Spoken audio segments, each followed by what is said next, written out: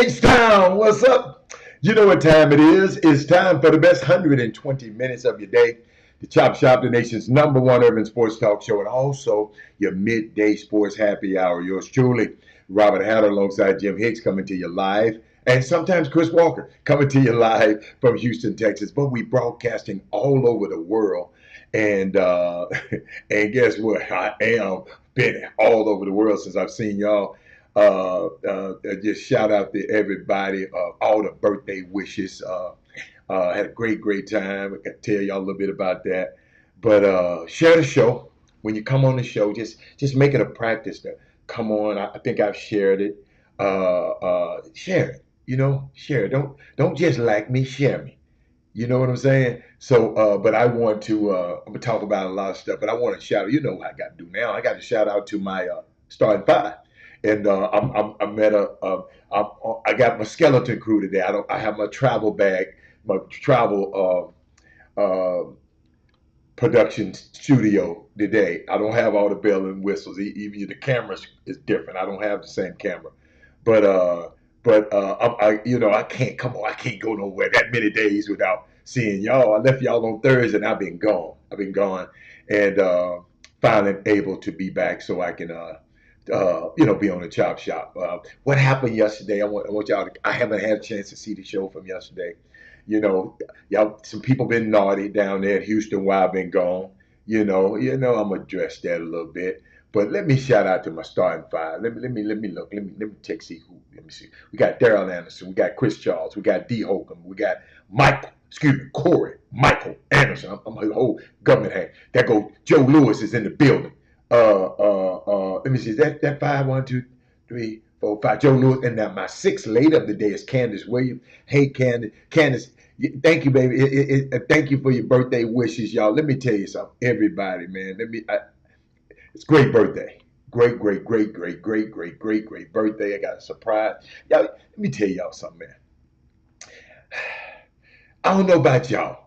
Hey, Miss Gina, I see you just tuned in. I'm gonna see you in a minute. Uh, yes, man. I on Sunday, I went out, took a lot. If you saw the Facebook feed page, I just shared a little live thing. I was out on,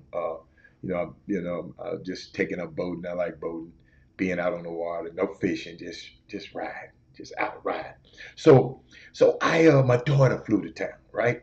She flew to town, hung out with me, So Sunday morning, I'm getting ready because I got to I got certain times that I want to get on the water because it's gonna be too hot. So let me tell you what she did. So she said, "Dad, I'm gonna take your car. I gotta go pick you some up. I'll meet you at the pier." I said, "Okay." I didn't don't think to me. I ain't thinking nothing. I'm just thinking she done forgot something.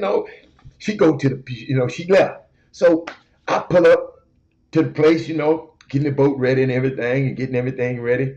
So all of a sudden, uh, they had some more. They have like party boats and people getting on party boats and stuff like that around the pier. So I saw some people, and some people look like us. We had some. I think they were from Bahamas somewhere.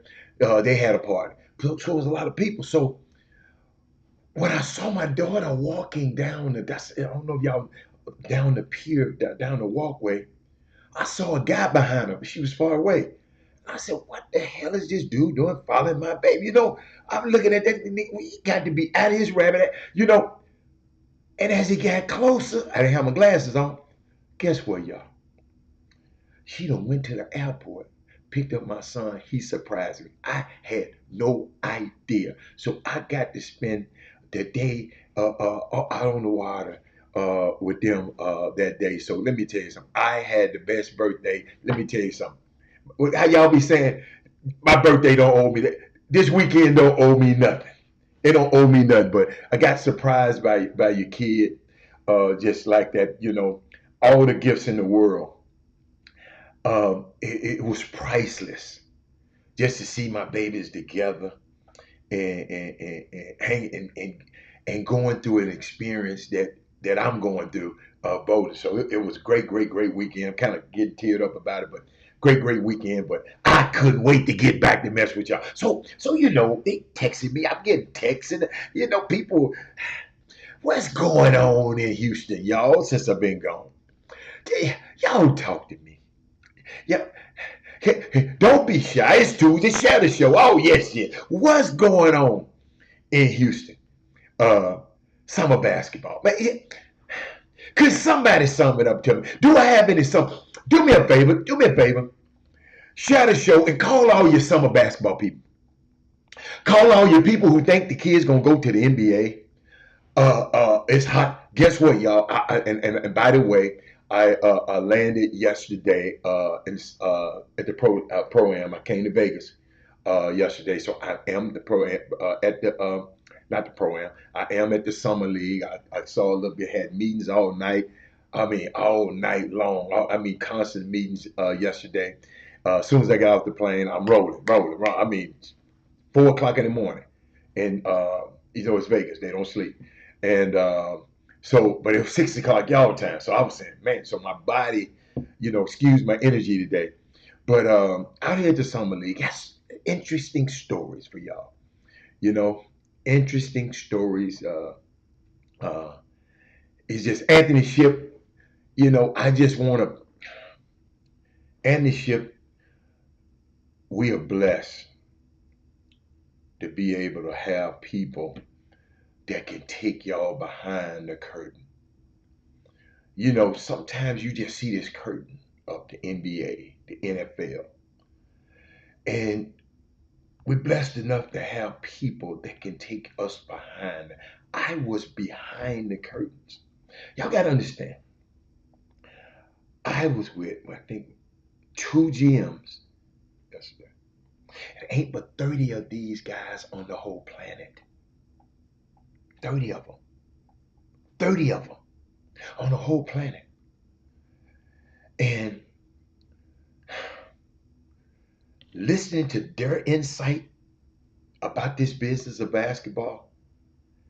Hey, Sonia. Hey, Derek. Let me talk to my people back. Because I'm going to get to that. Hey, Anthony. Thank you. Karen Thomas. Let me see. Who else? Jeremy. Thank you, Trey Phillips. He said, what's up? Happy belated birthday. My birthday every day, Doc. Derek Johnson, what's up? But I just some thoughts, y'all. I just want to share with y'all some stuff. And I know y'all don't know some of this stuff. Because some of this stuff I know, but you know how you just know something, John Madden? But then when you hear people talking about it that makes decisions about your little son, this summer league, 90% of these guys out here for these 10 days is not going to be on an NBA roster. 60% of them would be in the G League or somewhere. I heard this from them. It wasn't me. This stuff is hard, man.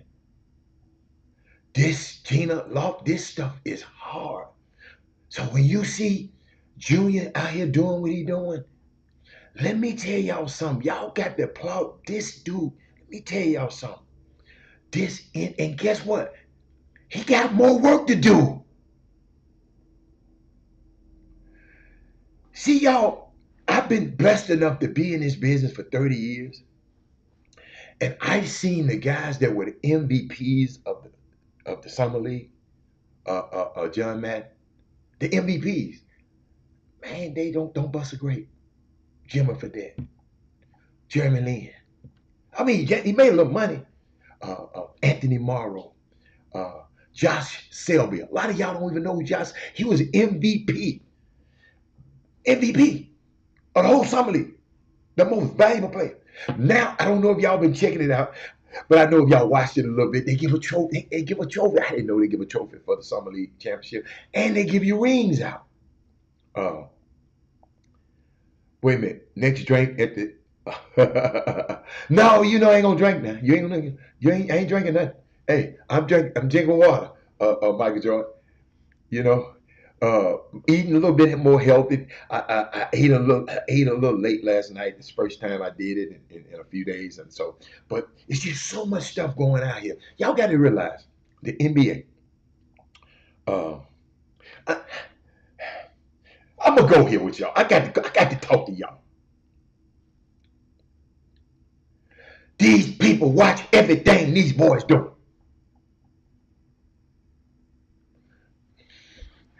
They told me this. Oh, I got to talk to you about this. And the ship. He said, that's why we tune in so we can understand what's going on. I got you, baby. I got you, and the ship. And the ship. Imagine this. Just imagine this. You work all this hard to get out to the summer league. Okay? I ain't calling no names. You know I never call no names. Hey, Dr. Green. Dr. Green, you got to hear this, Dr. Green. Y'all, where my women at? Y'all text everybody. Y'all got to hear this. Thank y'all. Thank you, Jeremy Davis. You work Jeremy, you done work hard, Jeremy. You done got to the summer league. And the coach, head coach of the summer league, got to ask the general manager, can I sit so-and-so down, man? Dude, he just messing up the whole chemistry of the team. This summer league, Tasha. Y'all got to hear me on this. And all y'all think your son gonna make it to the NBA, y'all better listen to me right now. I'm finna tell y'all, if you're good enough, I'm gonna tell you how to make it. Thank you, Archie. Listen, you in the summer league. No guarantee contract. No guarantees. And the coach, the summer league coach, not the head coach, the summer league coach, has to ask the GM, is it okay to sit Archie down? Because he bad body language, he just an asshole, he just in the summer league. Complaining about every damn thing. In the summer league, Tasha Glover, why you think I be telling y'all to tell your kids to watch your damn body language? These guys, I asked the GM, where do you sit? Where do you sit during your home games? He said, I always sit opposite the bench because I want to see how the ass act when they come out the game. I wish I had y'all with me last night. All of y'all just with me last night. Just listen. Now, I'm like this here.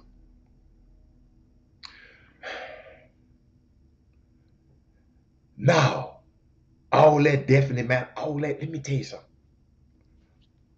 I asked the GM about a kid. The GM said, well, he can't play that good, but we like him. He's the greatest bench guy in the NBA.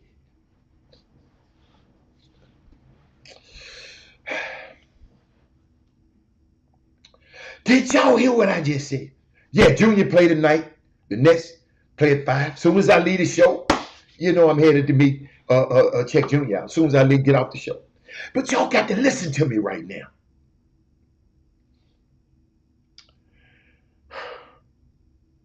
The kid is out.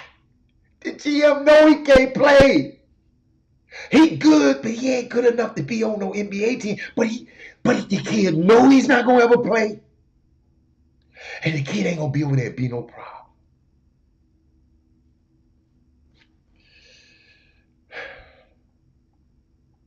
I ain't never heard that out of the mouth of a GM. That's why I'm blessed to be in the positions now that the GMs, they my friends now. Because they hiring black GMs now.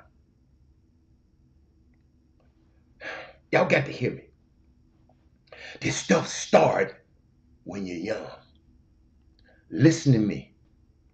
If the kid is an asshole now in summer basketball,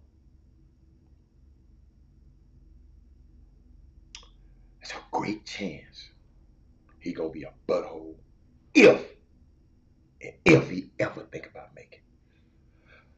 How is you having bad body language and you in the summer league? And they done caught this same Negro out here hanging out in the streets, hanging out in the casino all night.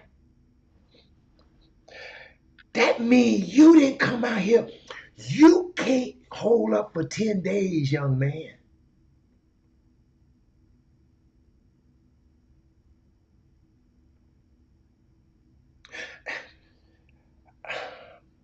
Y'all, these are our natural resources.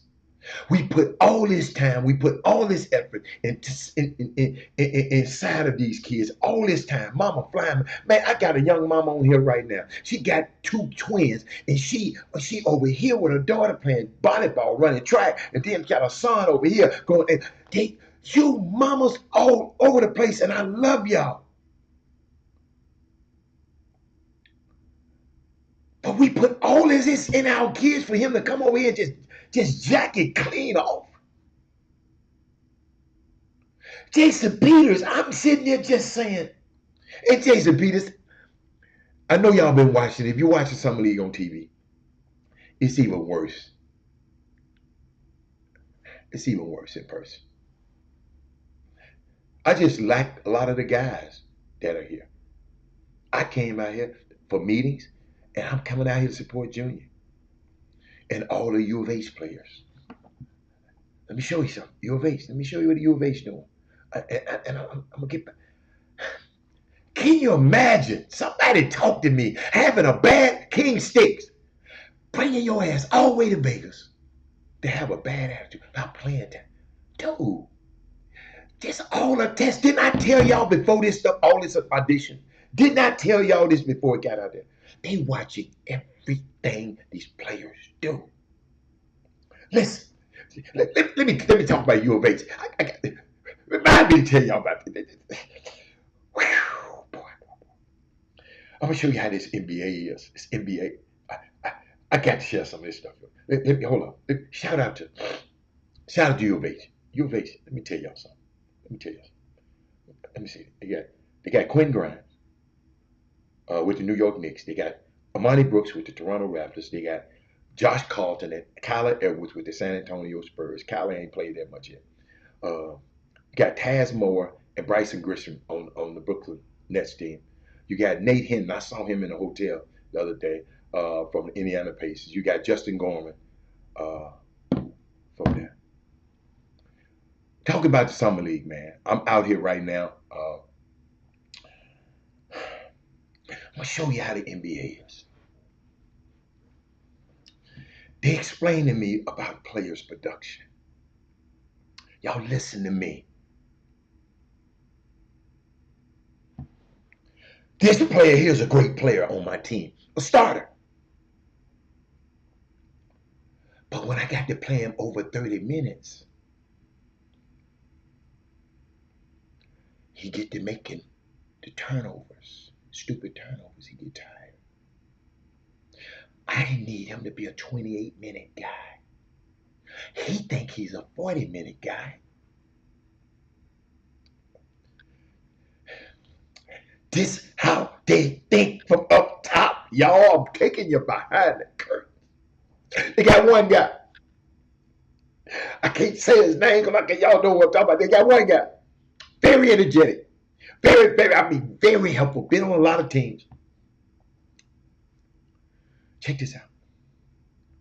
He can't play but in Sean. He can't play in but 4-minute spurts. Because he get to doing ignorant stuff after the 4 minutes. So they had to take him out. So y'all see how some guys will come in the game and they'll check him right back out?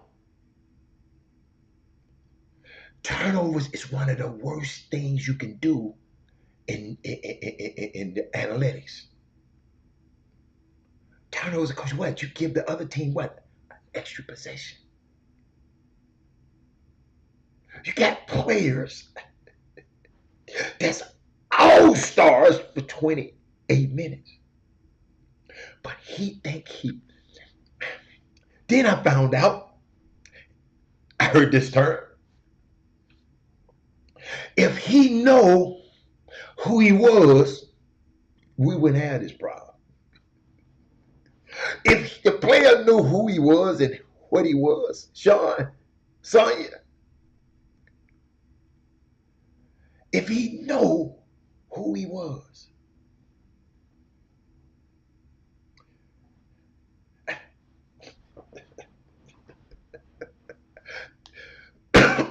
you know, Sam, well, whose job is to tell him who it is? He said, me, the GM. That's my job. And I tell him, see, a lot of people, you know that your summer coach ain't gonna tell them. You already see this stuff that's going on. And y'all gotta understand, when these kids are 17 years old, if they're good enough in a couple of years, they're gonna be in the NBA. No, I'm not talking about Westbrook. Hell no. No, I'm not talking about Westbrook. No, definitely not talking about Westbrook. I'm not talking about him. That's an MVP of the league. This other dude was all star. He wasn't no MVP. Westbrook just getting his own way. But like I said, just watch it and watch the summer league. You know, so much stuff they done told me. I mean, I just got to process it all before I give you. I mean, it's just so many things y'all just ain't that we ain't looking at. You know, the agent gonna call and tell the dude, hey, he a 20-minute guy. Not on my fucking team. Excuse me, on my team, he ain't no 20. So you take him you shop him somewhere else. I didn't realize. I mean, I knew it, but I got the power. If your son was good enough right now, one of y'all sons was good enough right now, I had the power this year to if he was good enough, you just walk him into somebody. Just this year. I didn't have all this juice. I'm just talking his timing. This year, I got the juice.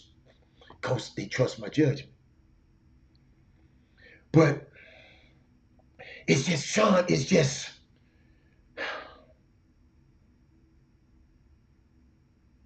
got one guy always complaining, make $1.5 million a year. Got the worst attitude in the world. He ain't in the summer league. Well, he might be. I don't know. Might be. But got the worst freaking attitude. Dude, they will replace your $1.5 million making ass. He asked him. Let's check this out. You practice. We don't really practice. So you play a game 4 hours a day. You might do something else, treatment or something for an hour. You don't make you don't work for 5 hours a day. And you gonna give this job up. Making $1.5 million. Where in the hell else you finna make that kind of money? All of this stuff y'all running around here kissing these little boys' ass down here in this summer basketball. I done told y'all, these chickens gonna come home to roost. Quit sucking up. Let them go whatever damn team they want to go. They want to go, they go. Bye. Go be great somewhere else. Maybe you just. And shout out to I heard Aaron Harrison said Chris Johnson did better, was a better teammate on his team. Sometimes you might just need a different atmosphere. But in the NBA, y'all, it's crazy, man. I got so much stuff to share with y'all that I'm gonna just share with you over time. It's heartbreaking. You know, I looked at Bobby Porter's. Series, Coach Wood.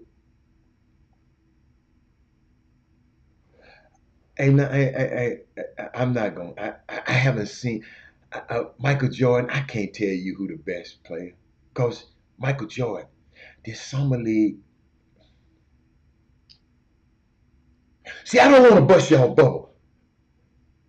But to the higher ups, this summer league just waste their damn time. They already know who on their damn teams. Y'all hear me? They just gave them the rookies come and make a little more visibility for the NBA. They really rather be on vacation.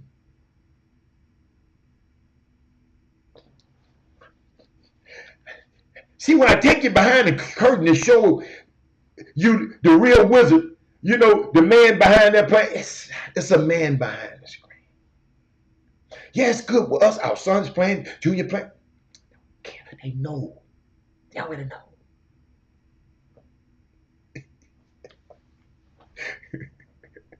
I asked one about one player. He said he out there playing. Listen, he out there playing bad because he playing with them other badass players. Wait till you get him. Wait till I get him with my dudes. That's how they think, Coach Woods. Y'all got to realize that stuff they doing here when they get to their teams. So what they should be trying to figure out, Michael Garcia, when your player go to this, what Junior should be figuring out, how do this fit in with what Jaren Jackson, and Bane doing? Those guys gonna play. How I translate my skills, because that's what they looking at. You know, we talking about, oh, we gonna come. That's it. How do my skills line up with what these guys are already doing? Because I'm not finna get these shots when they playing. Y'all follow me? That's how these guys think. So me saying who the best player out there, I ain't seen no best player. Everybody talking about Jeremy. Jeremy, I had to give it to you. Jeremy, I was sitting there saying, our parents really don't know what's going on, man. Be the best you can be. I'm gonna show you why. Now, when they're at your school, Jeremy, Bobby Portis, I overheard his interview. He had large offers from other teams, but he remained in Milwaukee. He said, being here the last 2 years, on and off the off the court changed me. He said he grew up. He was always everywhere, from here to here to here to here, moving here, went never nowhere. I finally found a place I can call home. I got a dude named Ryan Moore shooting the light side of it. I had to show you all this shit. It broke me down. Let me see that I put it on. Check this out. Excuse me, not Ryan Moore, Matt Ryan for Boston. Watch this. How gratifying is it to have these type of moments where all that hard work really is paying literally?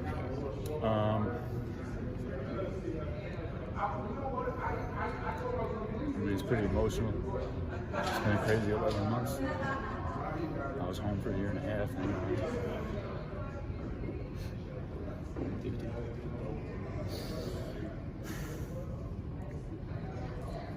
I don't know if you guys heard my story, but man, I was driving DoorDash a year ago. And to be here, to be a part of the Boston Celtics is special. It's special. Y'all see what's going on? Did y'all feel that? I was driving for DoorDash a year ago. I came out here and went to work. Hurt his ankle on that last play, that last shot. Sit down, young fella. You got the complexion for protection. You gonna be all right, and you can shoot the piss out of the basketball.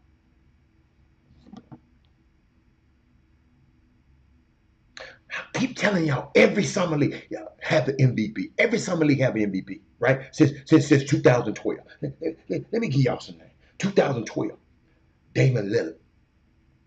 He was good. 2013, Jonas Valanciunas. 2014, Glenn Rice was the MVP of the summer league. You ain't heard from his ass no more. 2015, Kyle Anderson, big player. 2016, Tyus Jones. 2017, Lonzo Ball. 2018, Josh Hart. 2019, Brandon Clark. 2021, Cam Thomas, Davion Mitchell. I met Davion Mitchell for the first time the other day. Great kid. Like him. But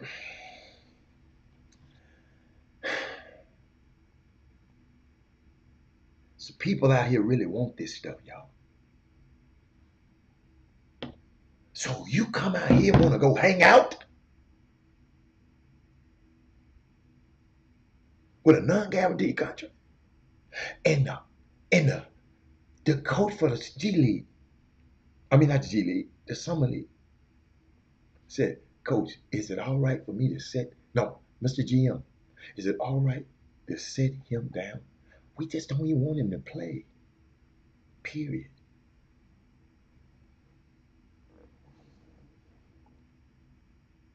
I love to go back in that kid's 16, 17-year-old, when he was 16, 17 years old. The summer coaches, the high school coaches that let his ass get away with that mess. Yes, I'm talking about y'all. But I'm talking for y'all to change it. Share the show. Y'all know there's a lot of people need to hear this. Y'all just sitting up here listening. It's a lot of people need to hear this.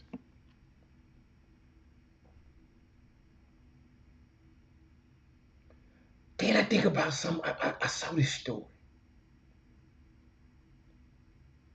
about Keegan Murray. Okay? Keegan Murray, Sacramento. He's from Clear Rapid, Iowa. Okay. Harrison Barnes, Ricky Davis, Kyle Korver grew up in Iowa. Okay. Kyle Korver grew up in Iowa, but he was born in Southern California. Also, I think Greg McDermott grew up in Iowa too. Listen to me, mamas and daddies, D. White, Donald Hall. He didn't have any D1 offers. Western Illinois had thought about him, gave him a little soft offer, but the coach left. So that was off tape. He had 3 D2s. This Keegan Murray, the number 4 pick in the draft. He had 3 D2 offers and a couple of junior college offers. Right? He has a twin brother who can play also now. Got his name. Keegan and Tyler, Khaled, I don't know the other kids. His dad played in Iowa.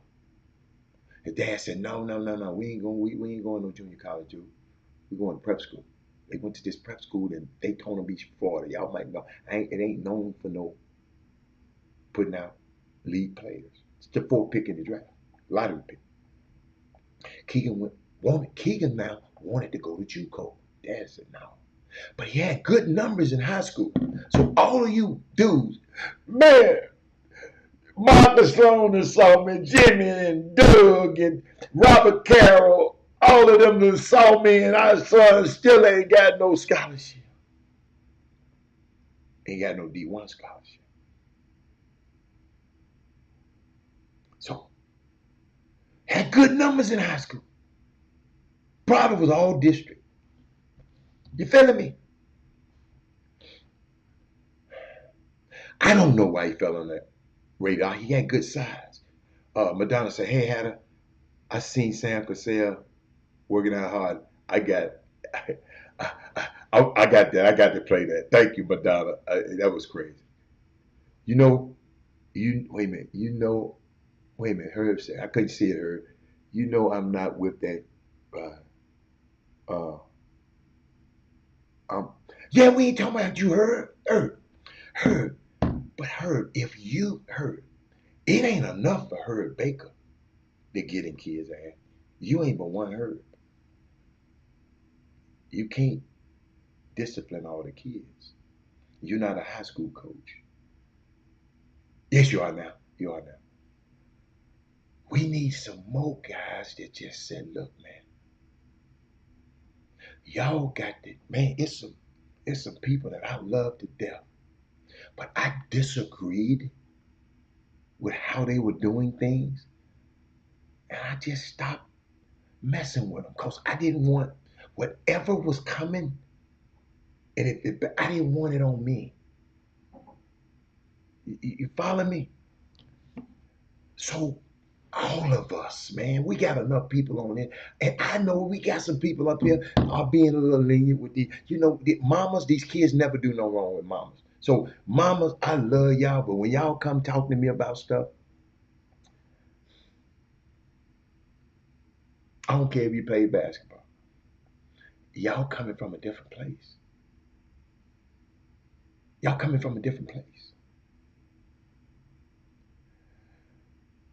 We got to get where we raising our next generation where they not Terry Baker.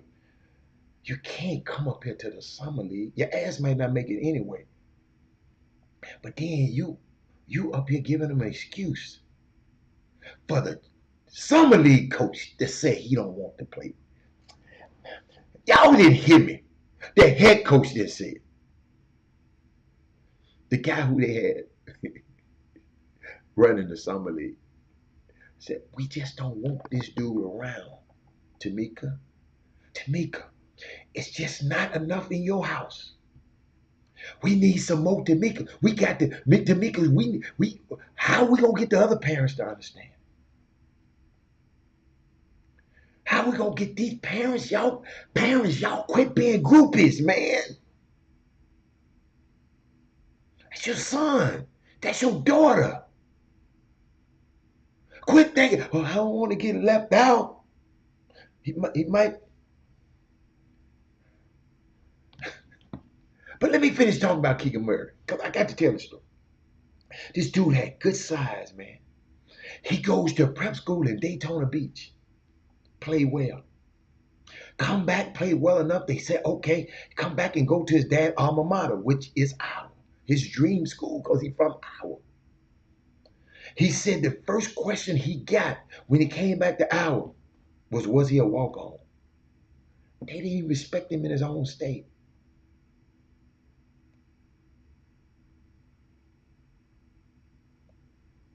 He had an okay freshman year. Y'all listen to me. Everybody think the kid gonna be an old freshman, Big 10, Big 12, Big 13. He had an okay freshman year. He said he saw some things at the end of his freshman year, though, that made him think he could be an NBA player. But guess what? Most of these college guys think they could be NBA players. He had a sensational sophomore year. He played with Luka Garza for a year. Luka Garza, who player of the year of the Big Ten, he got cut by Detroit. 7 foot, got cut. 7 foot, got cut. I saw Taco Falls. Big ass, big sorry. Excuse me, Lord. Big Taco Fall. You gonna have to learn how to play basketball, man. You just can't just be tall. What the hell are you doing? Who's developing him? I ain't never have anybody seen Taco Fall in a development video. Yeah, I'm gonna go off on. I told you I got a whole lot in me. I had some scouts tell me that they had Keegan Murray as their number 2 player in the draft. And I want y'all to tell me what y'all think. I just want to hear y'all's opinion about Jabari Smith. Now, Sean, I can multitask. All of this on topic. Sean, by the time I finish with this, you're going to say, oh, I see why Adam went there. Sean, hey, I ain't new to this. I'm true to this, Sean. I got this, baby. I'm going to say something crazy. Okay? Say something crazy. I like to say something crazy. The Kings might make the playoffs this year.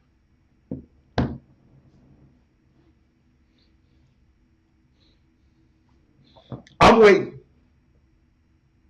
The Kings might. The Sacramento Kings. Why, Robert? Ain't nobody said why. Can I give me a little drink? Have anybody said why? Y'all just watch it. Just watch it. Just watch it. Nobody said that. Golly, boy, y'all so. All right. Let's take a little look at the roster. Okay. Hold up. Herb said they brought Taco Fall to me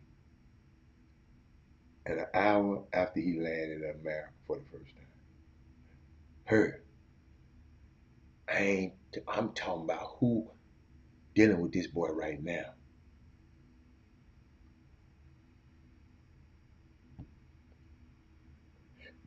Forget Taco right now.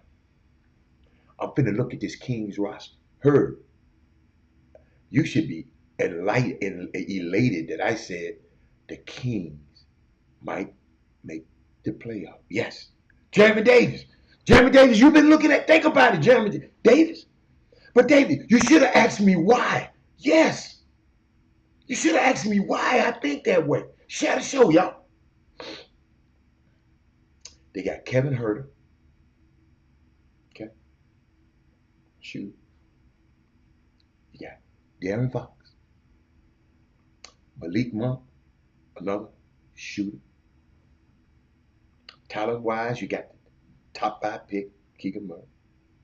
Davion Mitchell. You got Harrison Barnes. Sabonis is a walking bucket.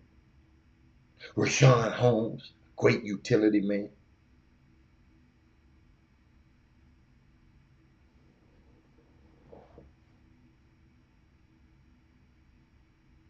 They had a pickup game out of UCLA.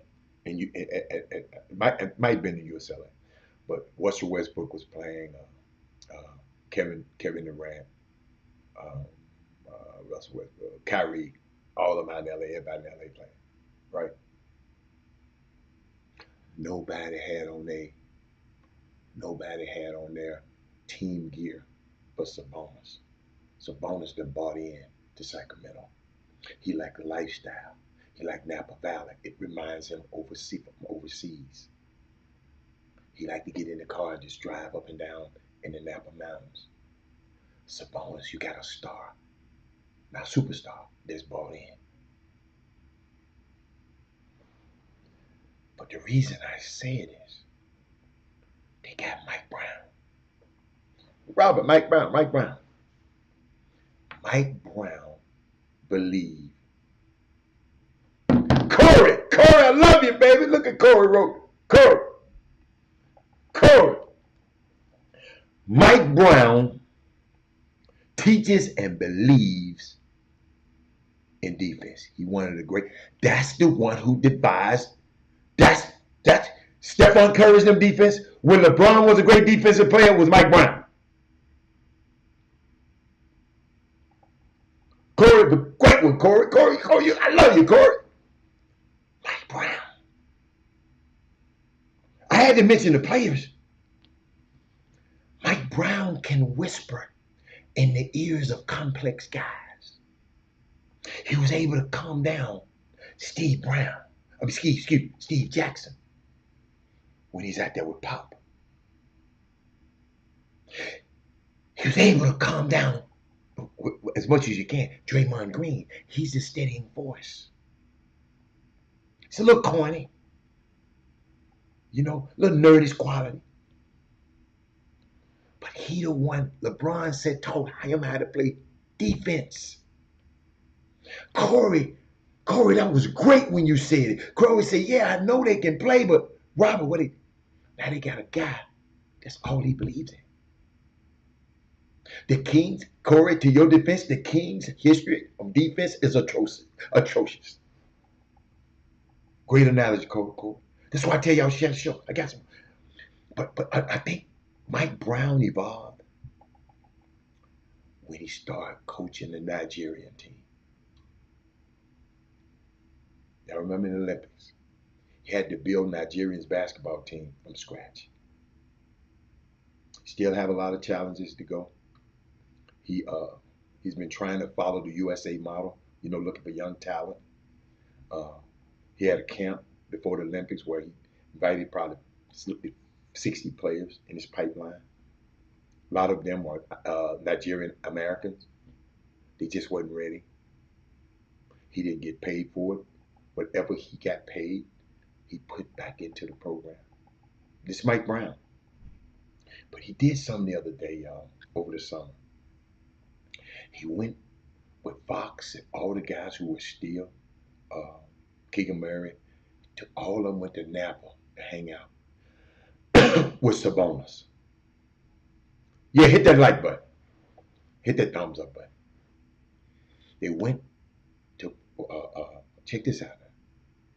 And the bill was astronomically high. I don't know how much it was.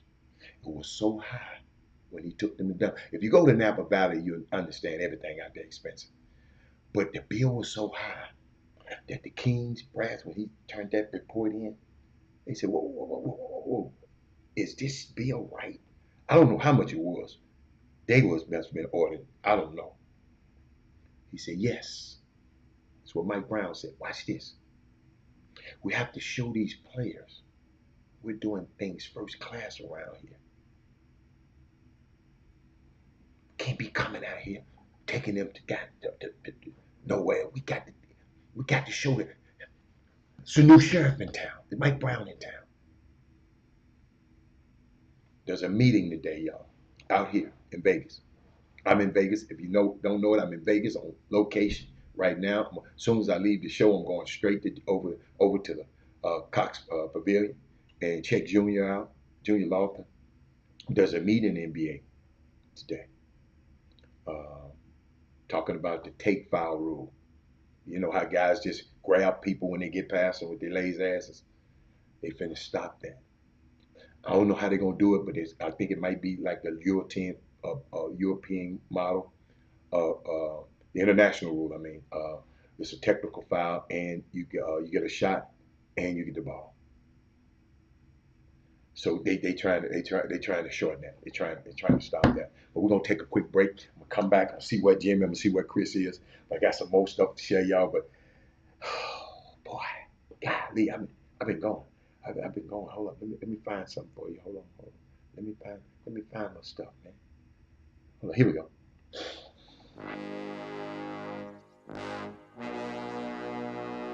The Cox Prettier Law Firm. Big city, big town, big settlement. Your fight is our fight. Need legal advice?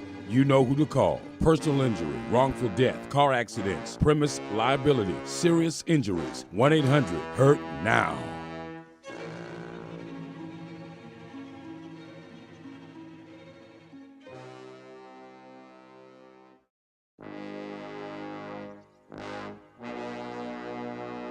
The Cox Prettier Law Firm. Big city, big town, big settlement. Your fight is our fight. What, What? Here we go. Easy drill. Easy drill. I got the ball, right? That's right. So, you got to start. It's the start. Wait, let's skip it. Here it is. I'm playing to you. You got 7. There's 7 right now. You got to get to 0. So this is how it goes. Right here, elbow jump shot. No dribble? Huh? Dribble, right? Wait, put the dribble into it. Yeah. Make it. It goes down to 6. Put over here. Touchdown. On the floor. Get a roll. Come on. Bang. Come on. Elbow jump shot. You missed it. You can rebound. You got to lay it up. Go there. Now it goes up for it. Get it? I got that. I'm good. I know what you're saying. Why is it what one though? Because you missed, motherfucker. So I get the layup. What the layup? You missed that. Follow your shot up. What's he talking about? You know something right. You know something. That's right. Follow the shot up. Right. So I'm doing all it is testing your mental. Easy. Watch, man. Watch. Here we go. Easy drill. Easy drill. I got the ball, right? That's right. So you got to start. It's the start. Wait, let's skip it. Here it is. I'm playing to you. You got 7. There's 7 right now. You gotta take a 0. What y'all think about that? Y'all talk to me. Y'all talk to me, man. What did y'all think about Sam Cassell? And did y'all see this over the weekend? Did y'all see this over the weekend? Check this out.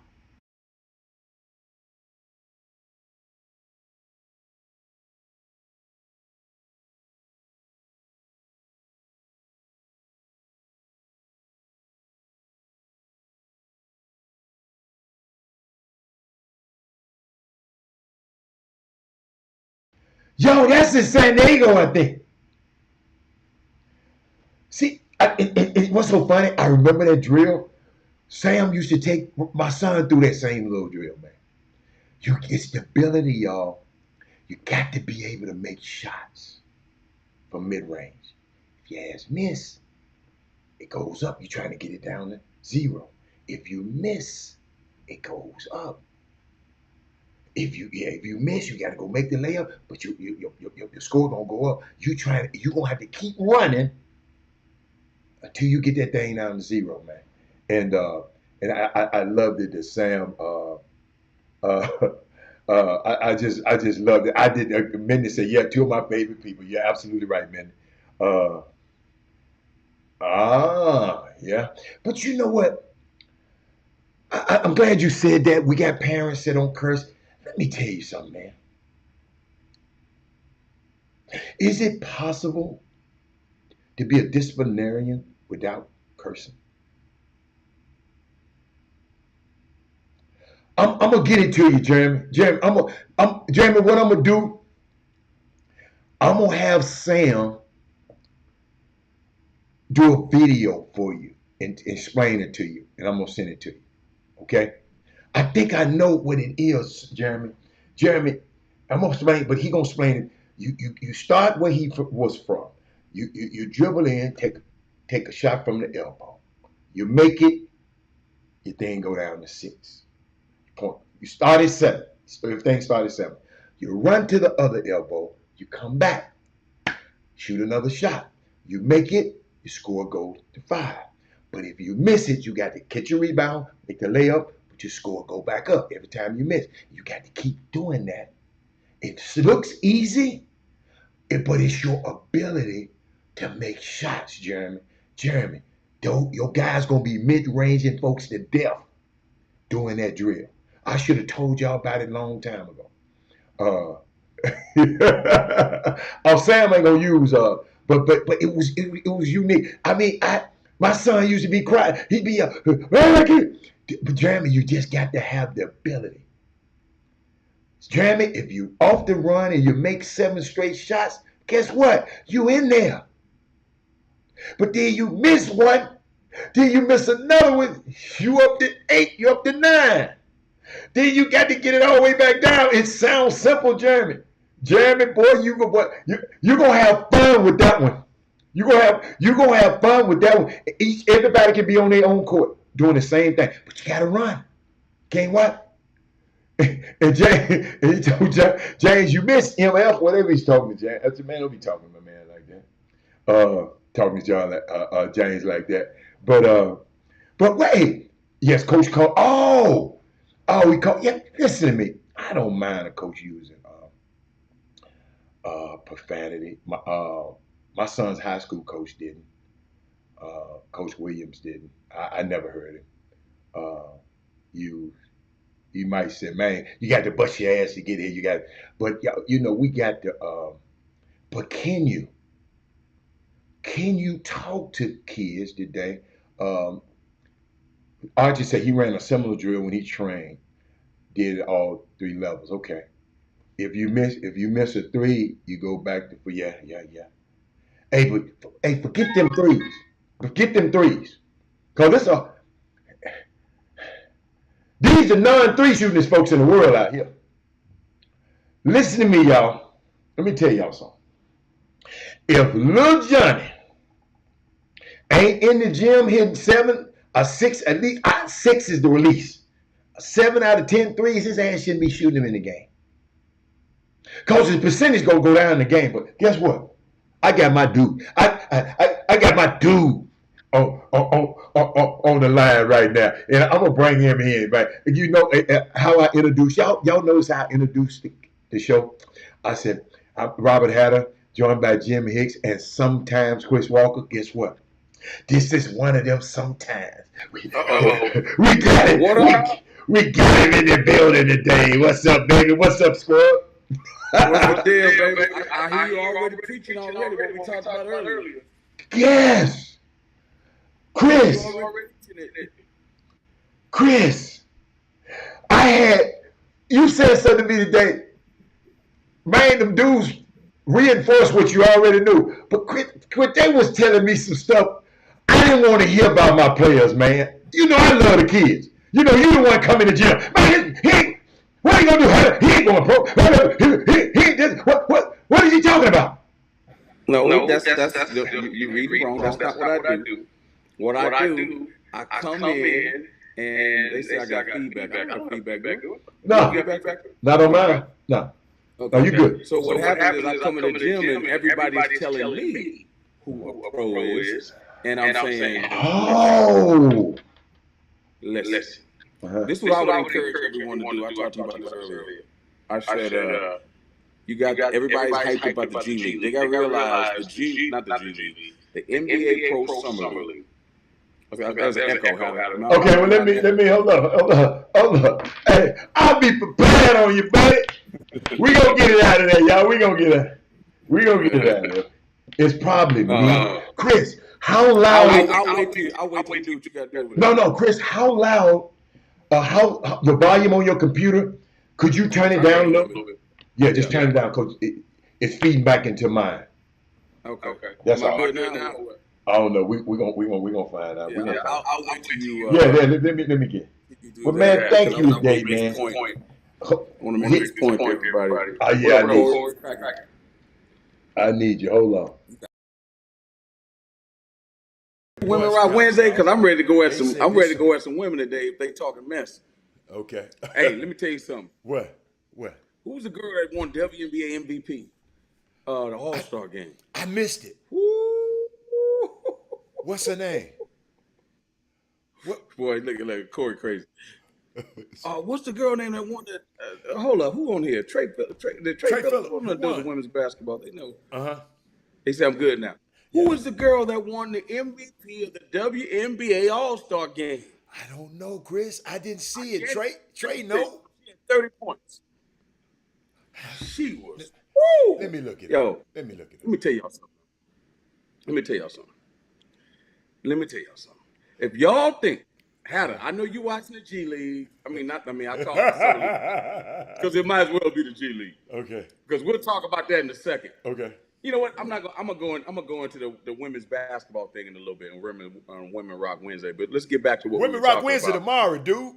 The day Tuesday. I thought today was Wednesday. Oh, I ain't gotta talk about them. I'll talk about them tomorrow then. Okay. Plum, that's her name. Kelsey. Oh, she's a bucket. Let me tell you something. Hatter. Yeah. I don't want to mess you up. She'd ate your lunch, boy. She'd have told you up, Hatter. She got me. Listen, with them tight red shorts you'd have had on, them little, the long white socks with the 3 rings and the Chuck Taylors. You know how you used to wear it with the Shazam shirt? Chris, I was gonna foul the hell out.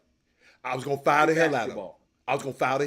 You can foul the hell out of all you want. You got to catch her, and she shoot from 50 feet. See, you got me want to go watch it now. They had the 4-point shot in that game. I think we need to experiment with that in the NBA. Yeah. Lord, let's not do it in high school and the AAU because we'll never have a game if we do that. Yeah, they can't shoot a lick, but keep going. Huh? That girl, she's something else. Anyway, Kelsey I'm watching. We touched on what we talked about with the earlier. The G League. I'm sorry, the Summer League. I keep calling it the G League. I know why you're calling it the G League, but keep going. Because what they don't understand is the Summer League has become like Vegas used to be when they had the big time tournament and Hal passing all them events in AAU up in Vegas. That's what the Summer League has become. I'm like, listen to y'all, man. Do y'all know 99% of these dudes will not be on the NBA roster? Do y'all understand that? Mm-hmm. They got dudes that they drafted that didn't get no playing time that's on the roster. Mm-hmm. They got dudes that they drafted this year, probably not going to play. Mm-hmm. And then they got a whole bunch of other dudes so they can sell some tickets. My man called me yesterday and says, Chris, I've never seen it like this before at the Summer League. I'm like, what they coming to see? What they coming to see? Paulo Banchero played one game, they shut him down. They finished check. Hey, I like Jabari Smith Jr. though. I like him.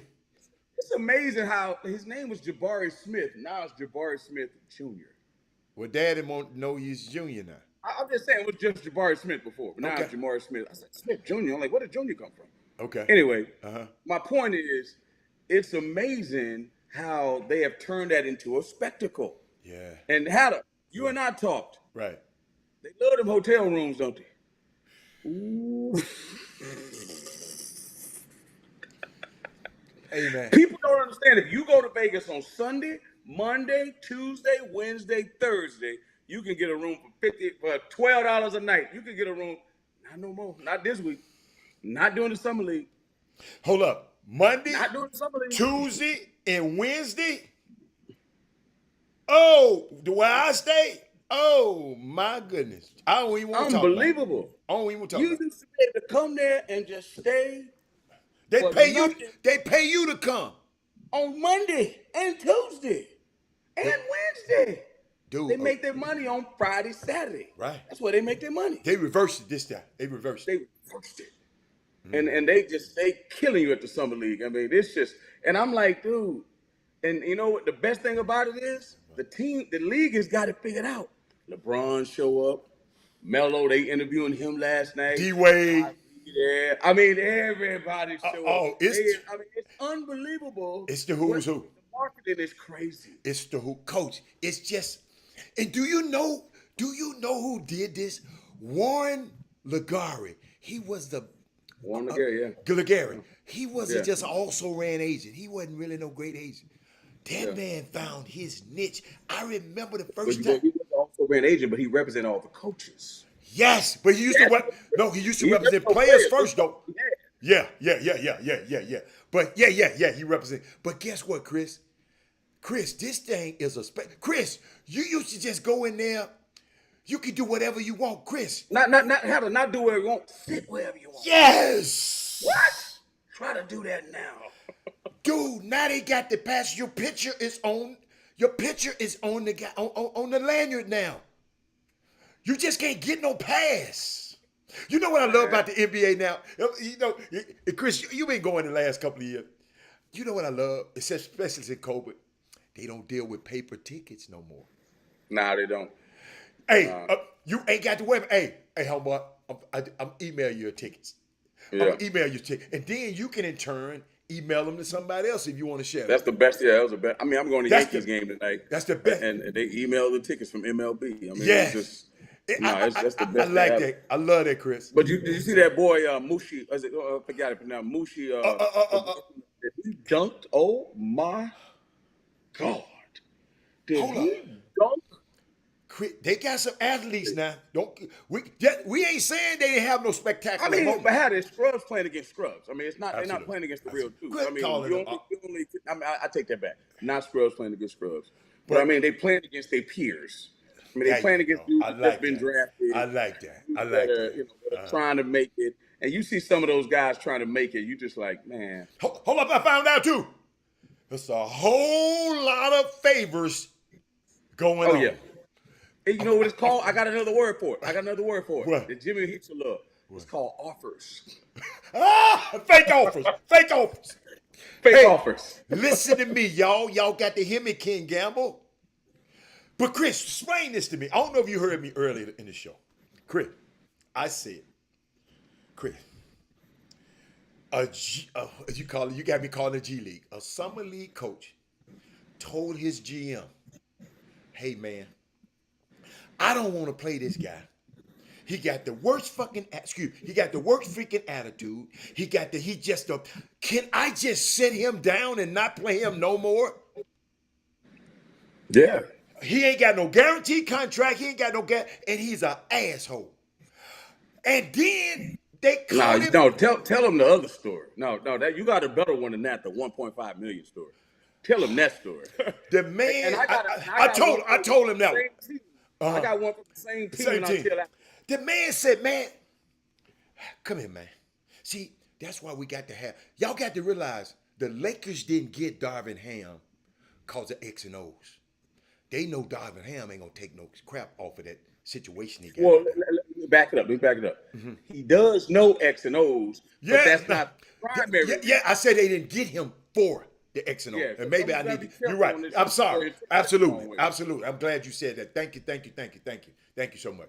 But we got certain guys. Let me tell you something I done found out. Well, I'm gonna tell you this, and then I'm gonna tell you something I found out, and I keep forgetting, and I got to tell y'all this, and it keep popping in my mind. But you making he said, man, you make $1.5 million. He said, how many hours a day you work? He said, we might play a game 3 hours. You might go to shoot around 4 hours a day. He said, and you want to pout and have you're not gonna play on this team Ever. We got our guys who gonna play. So you gonna give up? You finna mess off this 1.5 just because you can't play Slim? They got some of the pout. When they told, he said, Robert, we got some of the poutinest ass, non-playing ass people in the world in this damn summer league. He said, that's why I don't even want to be here. He said, it's like, we already know who we gonna keep. I'm gonna repeat that. We already know who we gonna invite to vet camp. Ain't no surprises in this. And that's what they don't. Even if you make it through this, you still gotta go to vet camp. Like, people don't understand. Man, that system is set up. It's crazy, set up Chris. so beautifully. There, and here's the other thing, and you know this about the NFL, and I try to tell people this. I said, man, let me tell you something. Y'all can tell me whatever y'all want about the NFL. There's people working regular jobs, make more money than them dudes out there running on Sundays. Yeah. There's some dudes making good money. Yeah. A lot of them dudes ain't, man. Yeah. Don't get it twisted. There's dudes out there that's putting on uniforms on TV, ain't making no bread. Yeah. Yeah. Like, let's get that stuff straight. The Yeah. same way that dudes in the G League, they ain't making no money. They might be in the G League. They're making might get a call up. money, but compared to what the market is, God, no. Come on, man. Like, okay, yeah, they're the league, but there are people that's got other jobs that got better situations, more security. yeah, and gonna play longer and gonna make that money longer. Gonna make that money longer. But Yeah. but the funny thing is, as you're looking at the league, man, and I'm telling you, man, the league is crazy, man. Chris, I'm just, and guess what? And I'm talking all this stuff, and I can't wait till the show get off because I'm running over there to see Junior. I don't care. I mean, it's entertainment to me, y'all. I still want to see. I hear what they saying, but listen to me, y'all. The GMs thinks a whole lot different from you fans. I'm just gonna tell y'all. I done told y'all that a million times, but Robbie, you don't know. Nah, it's a different conversation. Chris, what I was just saying. I mean, if they can literally not have the summer league and be fine. Yes. I mean, that's what people don't understand. Like, they found a way to monetize it. That's what they've done. They found a way. Look at it. It's on ESPN. Yes. They need programming. Yes. It's on NBA TV. I think Yes. 3D talking about it last night. Like, Absolutely. it is something to talk about. And it's become a situation where they can evaluate people. But again, just like, and this is what's about to happen. And this was funny. So, I have a analytics and stat business. Yeah. And so people see what happened in the Boston game last night. You saw that? What happened? Score wrong. You see what happened? Oh, that's why they took so long. I had just walked in the gym. They took a They long. got the score wrong, and then the boy came down, Matt Ryan, and made the Hit banker. that but they shot. got the score. Yeah, man. So at the highest level, man, I'm telling you, people don't understand. They got the score wrong. They had to take a point from somebody or make it, and then the kid came down and shot the three off the glass to win the game. But even at the highest level, man, that technology, it rules the world. I was talking to my boy at lunch with my boy. He's the announcer for the Cincinnati Reds. And just trying to tell people about how analytics has changed the world. People don't want to see numbers.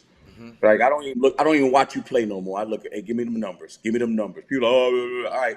I'm telling you, GMs, guess what them GMs ask for? Them numbers.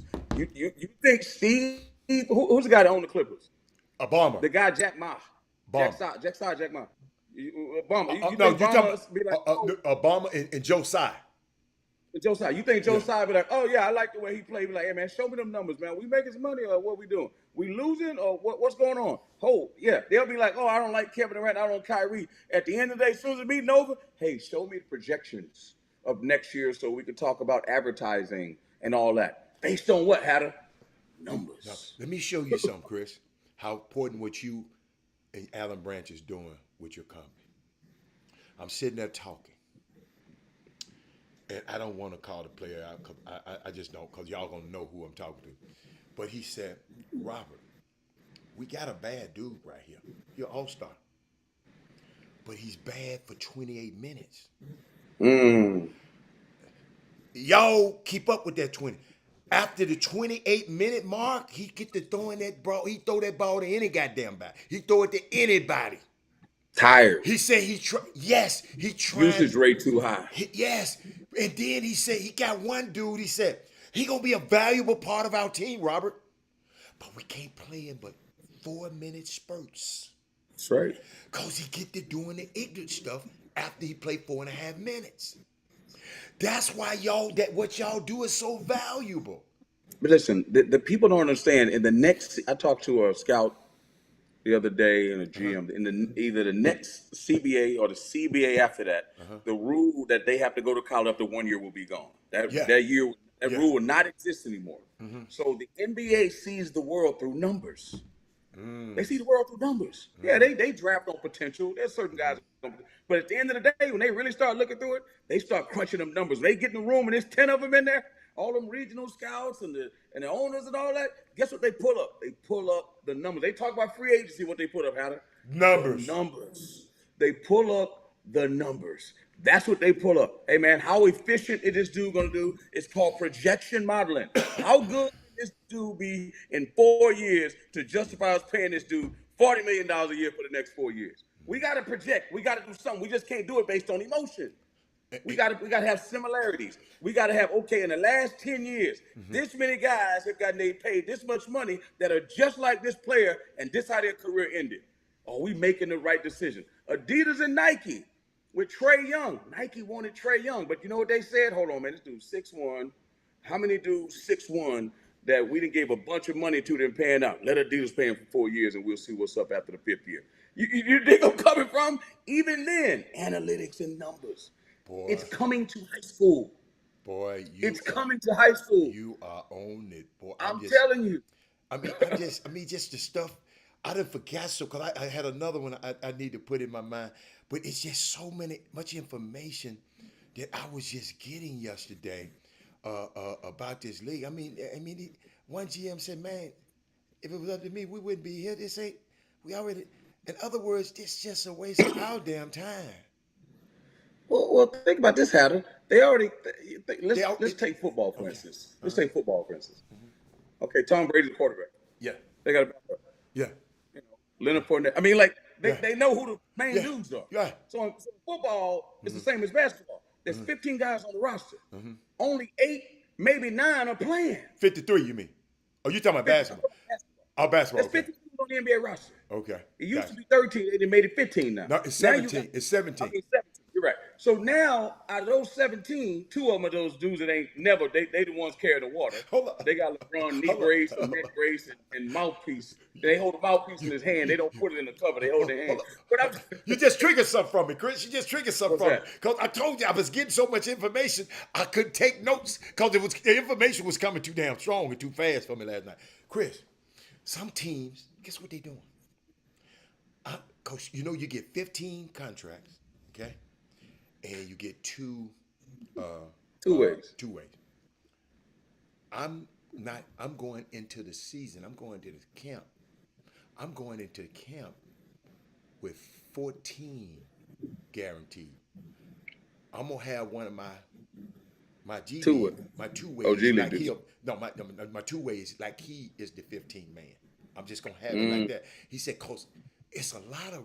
He said, "Robert, do you see how many free agents don't have jobs, and I can get them later, cheaper?" I can get. Man, do you know how many free agents? Dude, the free agent list got a lot of names. Y'all be saying well household name because you remember my favorite thing you always said, Robert. If 30 come in, 30 got to go. 30 got to go. But Every year. Chris, they told me something, and I'm just sitting there listening. They didn't tell me this. This is my observation. Okay, Chris. The NBA is getting younger. The players are young. Houston Rockets got a bunch of them. But Chris, what I'm finding out, the reason these kids are not as seasoned professionals, the reason I could say Kevin Durant wasn't a seasoned professional. If you go look at that OKC team, Kevin Durant them ran that team. He didn't have no super vet that was gonna tell him what to do. He left, and then he left there and went where? Golden State. Golden State. Where he had what? He had accountability. You can't come here doing all that crazy. And guess what? He left to go where? Where he didn't have no kind of accountability. But what happens is these teams are surrounding these kids by a lot of people that work in these organizations that's kissing these little 20, 18, 19-year-old boys. They ain't no. Where are these kids going to learn? Usually you go to college. Well, it starts with the agents, though, Harry. No. Listen to me. But guess what? The agent, yes, it started there, but I didn't want to go there because the agent is not day to day with these guys like the team personnel. The agent ain't day to day. Initially. I'm talking about, no, you're not day to day. The agent ain't finna go live in the city with all his clients. It's impossible. I got you on that. So he's not right about that. I'm talking about the guys who see these guys every single day. The support staff. Have y'all watched the bench? Oh, it's a million of them. Guess what? Those are the support staff that just want to give them a little shine. It's intentional to give them a little shine because of all they done throughout the year. That's all the support staff. They ain't coaches. They just supporting. But Chris, all of these look at the dynamic of them. Little young guys that ain't got a freaking clue, and they're around. Little young guys. I didn't want to go there. And guess what? And these are the guys that your son is having daily contact with. Even the GM, they just had a 34-year-old coach for the Utah. They want to lose. They didn't want to hire Sam Cassell because Sam going to try to win Danny Ainge. Danny Ainge wanted a Brad Stevens to do the same thing he did to Boston. I'm giving a no experience coach a $5 million deal. The same way I did Brad Stevens, and I'm going to gut my roster. I got rid of Danny Ainge came to Boston. He got rid of Kevin Durant, Kevin Garnett, Ray Allen. Got rid of all of them. Paul Pierce, all of them. And guess what? Danny Ainge go do the same thing. How a 35-year-old boy gave him a 5-year deal. And guess what? Got rid of Rudy Gobert. And guess who on the way out the door? Donovan Mitchell gone like a turkey through the cone. Yeah. Because they don't want to win. They don't want to win. So we surround. So this the kind. When y'all get these whining ass attitudes of these young players in the next couple of years, it's because of their environment they putting around. Because you got to understand, he the breadwinner in the house. Mamas ain't saying none of these players no more. Because that player is a direct depositing that money in the mamas and daddy's account everywhere. Ja Morant want to be daddy, want to be his friend. He up there dancing at the pro-am, dancing on courtside. Listen, I love you, man, being around your son. But man, you out there doing them dance. You ain't 15 years old. We got to put people around these guys that's gonna be able to tell them no. And Chris Walker, ain't too many no guys in this business no more. I mean, you're talking about guys making $45, $50 million a year. Who's telling them no? Who's gonna say no to that guy? But we got to get him in the beginning. That's why we got to get him. Jim, Chris, if he's doing this at 16 to 17 years old, the league is young. These dudes going in the league. But they doing it down there too. They doing it on the level of AAU. They doing it down there as well. That's what I'm talking about. That's where it started. And what it is again, it's what we place value on. You know? Absolutely. What we put value on. The minute the dude, like I go to some of these All-American camps. I was just at the NBPA. And you see some of them kids, man, you're like, damn, man, all these dudes, like, they can play in the NBA, and I know only a few of them will. But each one of them has got somebody or somebodies in their family kissing that butt, and hoping and praying that they make it. They the meal ticket. I get it. Yeah. I get it. I got a little nephew now. I saw him play. They showed me some video. I'm like, ooh, Lord. And guess what goes through my mind? Just like stupidly goes through my mind. What? Damn, he got a shot. Yeah. I mean, because that's you like. He look different. I know what I'm looking at. That's that's special right there. Right. Basketball or football? Basketball. I mean, What? that's special right there. Okay. Oh yeah. Okay. Yeah, you know what you're looking Yeah. I see some video. You like, whoa. at. Okay. But again, I seen it. I seen this movie so many times, man. You know what I'm saying? I've seen that movie so many times. I just don't get excited about it anymore.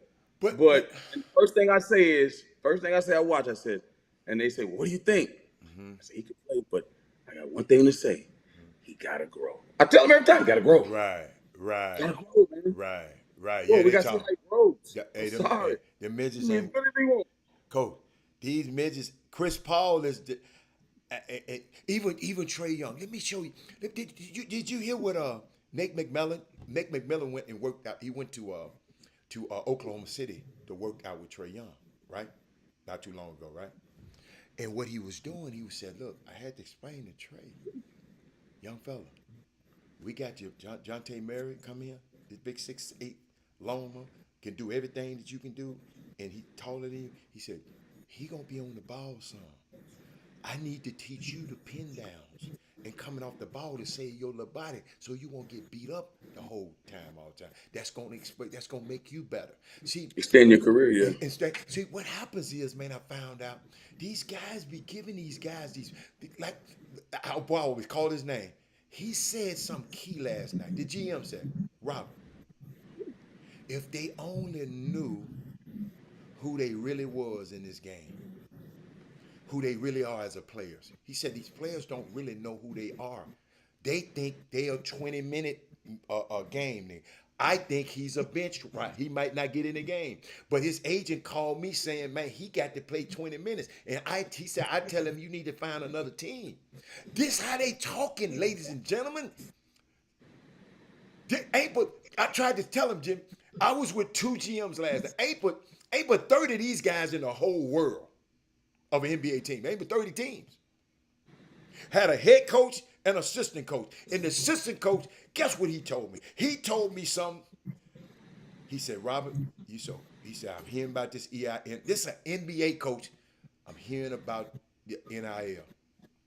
He said, "Robert, who is teaching these kids about taxes?" Oh man, don't get me started on that. Hold up. I'm telling you, this is an NBA coach that used to be a college coach. He's concerned because he knows the importance. He said, "Robert, if we don't check this thing, those guys 4 or 5 years down the road, they are owed more than the person who paid that went to college." That's right. If you don't pay your taxes.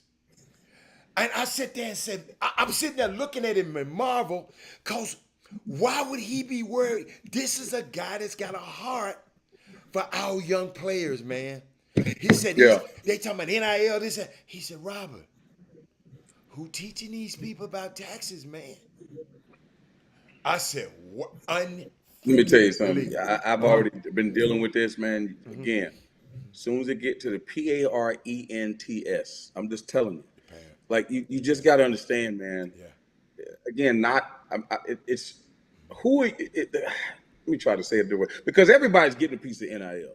It ain't just black people. It ain't just black players. Yes. Because these Olympic sports, these swimmers and people we're that talking play about soccer, our guys, kids. We talking about our. but our kids. Yes. We're gonna keep it there for a second. Yes.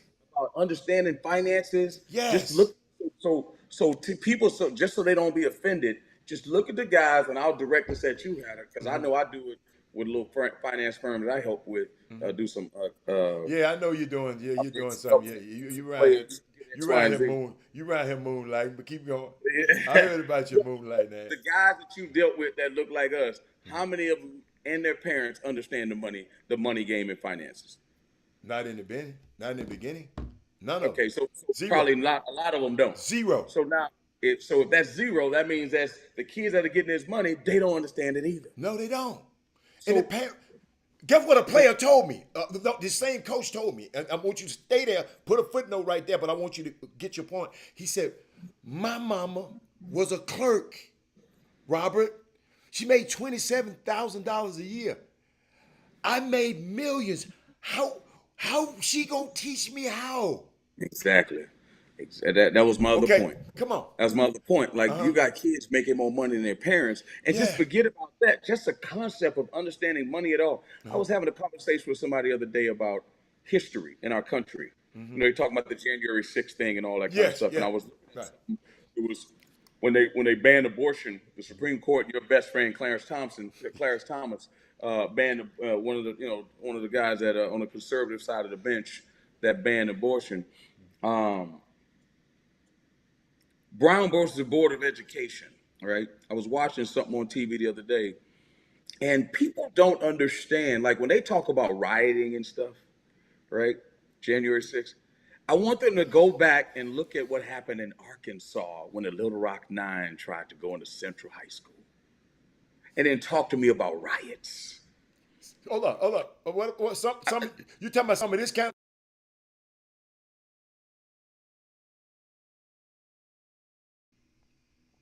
And you know that dude is who they kicking at her? That's a reporter. That's not even one of the kids. That's a reporter. Because you know why? And I remember this scene. You know why they did this? Because they were upset because the National Guard had brought the kids in through the side door. So what they did was there were 4 reporters, and they started going in on them. Now imagine in 2022,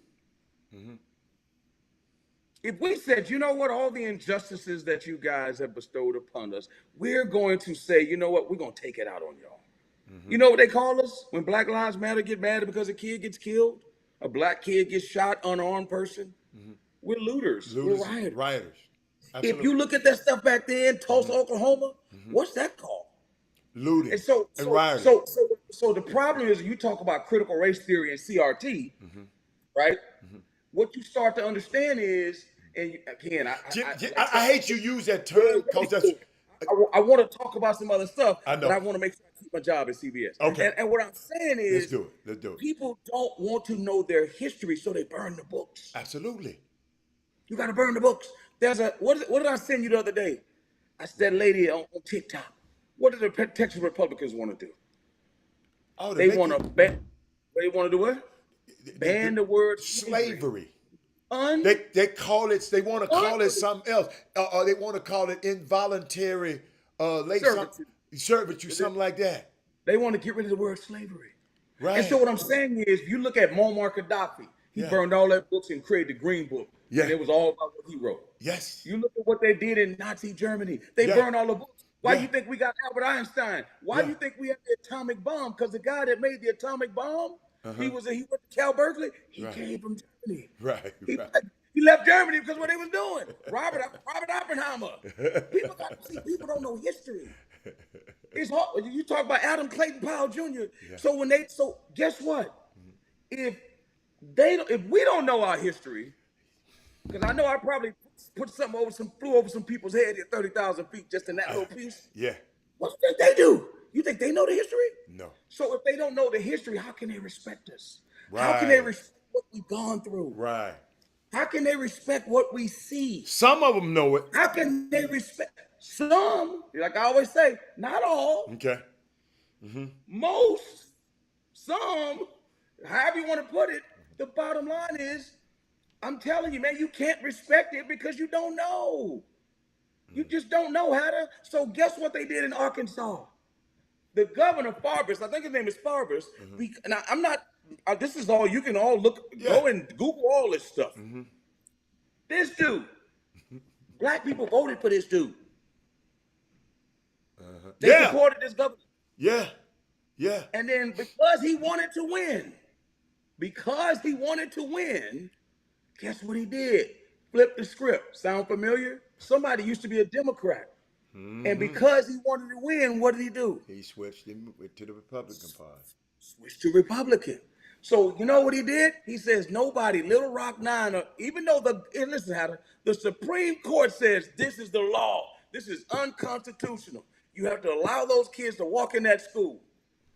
And he said, nah, we ain't letting it happen. Segregation today, segregation tomorrow, segregation forever. Well, he says we ain't letting it happen. And then you know what? Dwight Eisenhower, the president, Ike, that he loves so beloved, he says, "Well, we got to ease into it." Yeah. I'm like, hold up, is it the law or not the law? Yeah. We got to ease into it. What you mean? Is it the law or not the law? And then guess what happened? When they bucked him too many times, he had to send the National Guard from Kentucky here. Guess what? And I'm gonna throw one more at you. Go, come on. This is what people don't understand. Why it burned so bright in my grandfather's eyes and my great grandmother when she was still alive, and she would tell me those stories. And it just like I couldn't, it makes you cringe. He not only did he not let them in, when the National Guard came and they started letting them in, guess what they did after that? Guess what I think it's Governor Farkas. Guess what he did after that? What? He shut down the entire state school. Sure did. Yeah, sure did. Come on, man. That's history. Yeah. Now, forget about Texas. How many people in Arkansas know that? Hey, Chris, I'm glad you came on, cause sometimes when I come up here and give these stories like this, you know, some people tune off. But yeah, we got to know this history, y'all. Cause if you don't know your history, I'm gonna tell you where I'm going at, though. Okay. I'm gonna tell you where I'm going at. You can take it after this. Okay. They burn books. They get rid of history. They rewrite it. The one who's in power always rewrites history. But guess why they do it, Hatter? And we got dudes running around here that don't want to read and write. Remember, they stopped us. If you wanted to read and write back then, they killed you. And if you tried to teach somebody how to read and write, they killed them too. Now, guess what? We got the right to read and write, and we don't want to read and write. Come on, man. Wow. Come on, man. Like my boy as a lawyer always say, all y'all want to do is bounce basketballs. I swear to God, he said that. And I was like, man, shut up. He said, all y'all want to do is bounce basketballs. That's all y'all want to do. Wow. And run footballs. None of y'all don't want to read and write. And then you look at, I was talking to one of my boys. He's an executive at Benjamin Moore Paints. You know, people painting their house and stuff. Don't even realize they got CEOs too, by the way. Benjamin Moore Paints got CEOs too that make a lot of money. Absolutely. And I said, how many people that are of color in y'all executive branch? He says, not a one. I say, in the whole nation? He says, not a one. I said, Chris, go on, man. Chris, you gonna give me 5? No. But Chris, you just made me think. I'm thinking about, because you talked about slavery, right? And I remember John Hope Franklin. I'm trying to find a quote. He said, we start learning our history. We start our history with slavery. If you start your history on a slave ship, everything you got today seems like progress. But that's where not our history started. Our history started before we got on the slave ship, Chris. Over in Africa. See, a lot of us just started there. So everything we look at now, it seemed like progress. But we were kings and we were queens over there, Chris. So we got to start going back, just studying Africana studies over the last year and a half. Chris, we got a rich history that got cut off. Got cut off because we were shipped over here. So let's not start our history as slavery, ladies and gentlemen. We had a history before that. We had cause everything you get now, you think this is progress. Not if you've been a king, look at you now. Not if you've been a queen and you own acres of land. As far as eyes can see, look at you now. I was telling somebody the other day, again, we're just talking about, and like I tell people, forget about my opinion. Right. I'm just talking about history. Yes. I'm talking about history of this country. And I'm not saying, I mean, I love this country. Me too. I ain't never been to Africa, so I'm not sitting up here saying stuff like that. I'm talking about the history of this country. Okay. And what I'm saying is the things that have happened, Herb, you ignorant. Things that have happened, stupid. Things that have happened in this country that people don't realize because, as they say, and Herb probably one of them, even though he went to Baylor, put in the book, we ain't gonna read it. Because here's the thing, Hatter.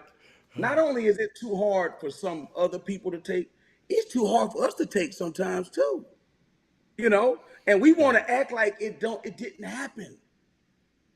Doctor says you got a diagnosis. you got to go to the doctor. So what? You know what people do? They just go take as my grandmother says, she go take an Anderson. Instead of going to the doctor, be like, yo, you got really something wrong with you. Anderson, Tylenol only gonna help you for so long now. Yeah, yeah. You see what I'm saying? And so that's the same way we look at racial stuff in the past. We don't understand the people and the shoulders of which we stand on. And now we're in a situation where you look at technology, you look at what your son doing, you look at the finance sector, you look at less than 5% of the people in this country are doctors that are people of color. Yeah. You know what I'm saying? People are making intentional choices. And if I hear it one more time, What? well, I don't like reading. That's too much work. That's too much this. And then guess what? The more important thing is, come that November, every 4 years, they don't do what? They don't vote. And they wonder why what's happening is happening with Roe v. Wade. I'm just telling you. Right. Forget about your feelings about it. Because- Because Roe v. Wade is just the first one. I done said that There's on the others show. coming. Oh, Brown versus the Board of Education. These folks want to be able to. But I'm gonna help you out, Adam. But I'm gonna help you out because I was going somewhere with that. Okay, come on. Tulsa, Oklahoma. It's not in the record. It's not in the history books. How's it not? How's Tulsa, Oklahoma not in the history books? Yeah, the I'm master. trying to educate people here. The master. It's not in the history books. Right. But you got people that are educated. I went to Villanova with that are supposed to be academicians, supposed to be the brightest of the brightest. I'll ask them stuff about Black history. You know what they say? I was never taught that. I didn't know that. So guess what else that comes after that? It couldn't be true if it's not in the history books. Well, who wrote the history books? Now, my next point. Tulsa, Greenwood. Here's the craziness of the whole situation, right? Right? Y'all crazy. You got people who say, you know what, separate but equal, right? Separate but equal. You know what? Hatter, you don't want to live around me, I don't want to live around you, man. Fine. Fine. We're gonna take our tent, we're gonna move up north, we're gonna move to Oklahoma. I'm gonna paint a picture for people. Okay, We're paint. gonna move to Oklahoma. We're gonna get our own city. We're gonna get our own doctors. We're gonna get our own lawyers. We're gonna get our own supermarkets. You dig gonna come from Hatter? We're gonna get our own bus system. We're gonna get our own taxi cabs. Everybody that owns it is gonna be Black, right? Everybody that owns that stuff is gonna look like us. We got our own city. We're not bothering anybody. That's fine. Y'all don't want to be around us. We get it. We're gonna have our own stuff. Now, here's what a caste system is. In that world, the lawyer, if he has all of the Black clients, he's gonna have what, Hatter? Some money. The grocery store, whoever on that grocery store, he's gonna be pretty well off. He's gonna have a nice house because everybody go to him, right or wrong, Absolutely. right? Yeah. So whoever is a person in that city, if he owns whatever he owns, he's probably gonna be well off because guess what? I'm gonna go somewhere because everybody's going to him because he has specific expertise. Now, let's say that guy leaves Tulsa or people on outside of Tulsa that don't look like him, that don't have the same as him, or he's the least of his group. You know what he says? Hold on, man. You remember this movie, Django, Yes, sir. right? What did Samuel Jackson say when he saw Jamie Foxx riding on that horse? What that doing on that name? Come on now. So you know what they say? You know what the other people say when they see Black people progressing like that? He shouldn't have that. Oh, when I He should not have No, that. no. Hold up, Hatter. We didn't move to our own neighborhoods. We didn't move to our own. We didn't got away from them. You can have whatever you want. We got what we want over here. The minute we get out of there, no, they shouldn't have that. exactly what Oh, hold happened. on. Come on, bro. I'm trying to tell people what's going on. They got to understand that. It's not even separate but equal, ain't even the answer. It's not having anything at all. You got to understand the way the world works. And if you don't understand your history, you fail to repeat it. I'm telling you, man, hey, let me tell you something. The government they've done a number on us, bro. The stuff that that people force us to accept, and when we see people protesting, right? It's amazing the way we bury our head in the sand. I'll let you go on. No, I'm just thinking about you, man. I mean, man, I'm gonna show you how you hit because you keep we keep talking about Tulsa, and I know Jeremy said he don't want to hear about Tulsa, but guess what, Jeremy, we got to know our history.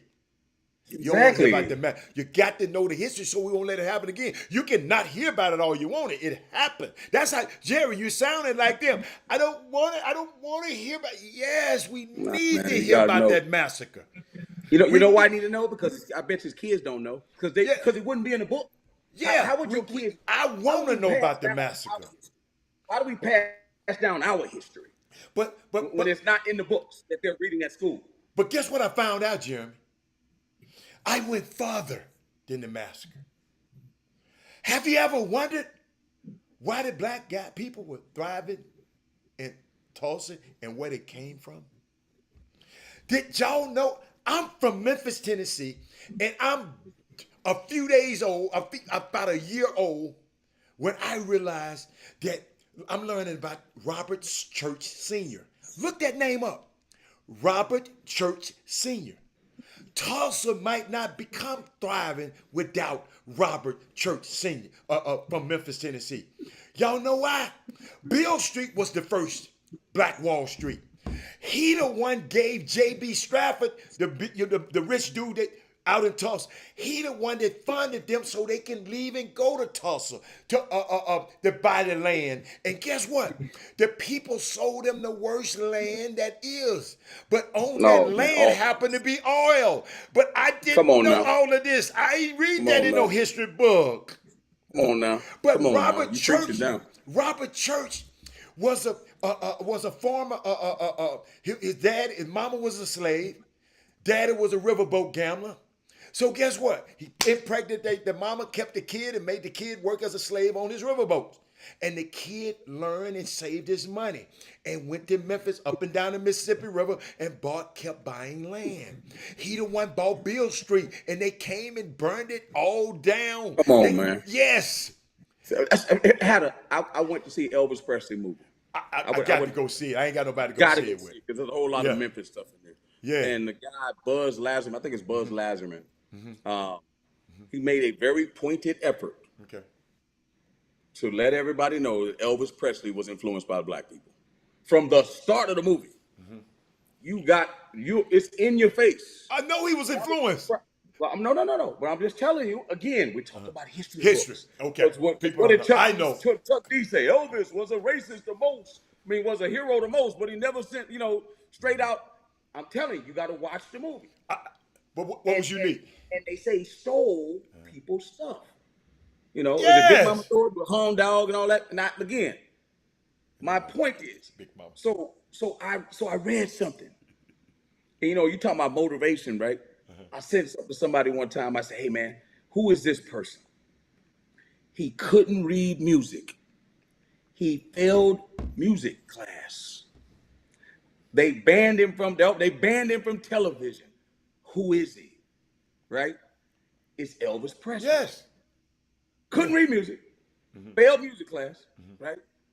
They banned him. And you know what they said throughout the whole movie? I don't want to spoil it for people. He moves like a colored guy. He's bringing the race music to us. Because Elvis got credit for bringing country and black music together, and they called it rock and roll. And guess what? They all said the wiggle thing. Chuck Berry. But you know why he did it? Why? Because he was nervous.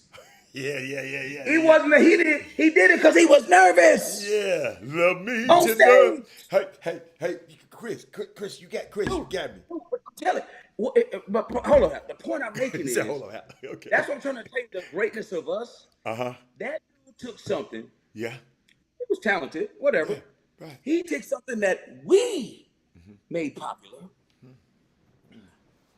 Come on, man.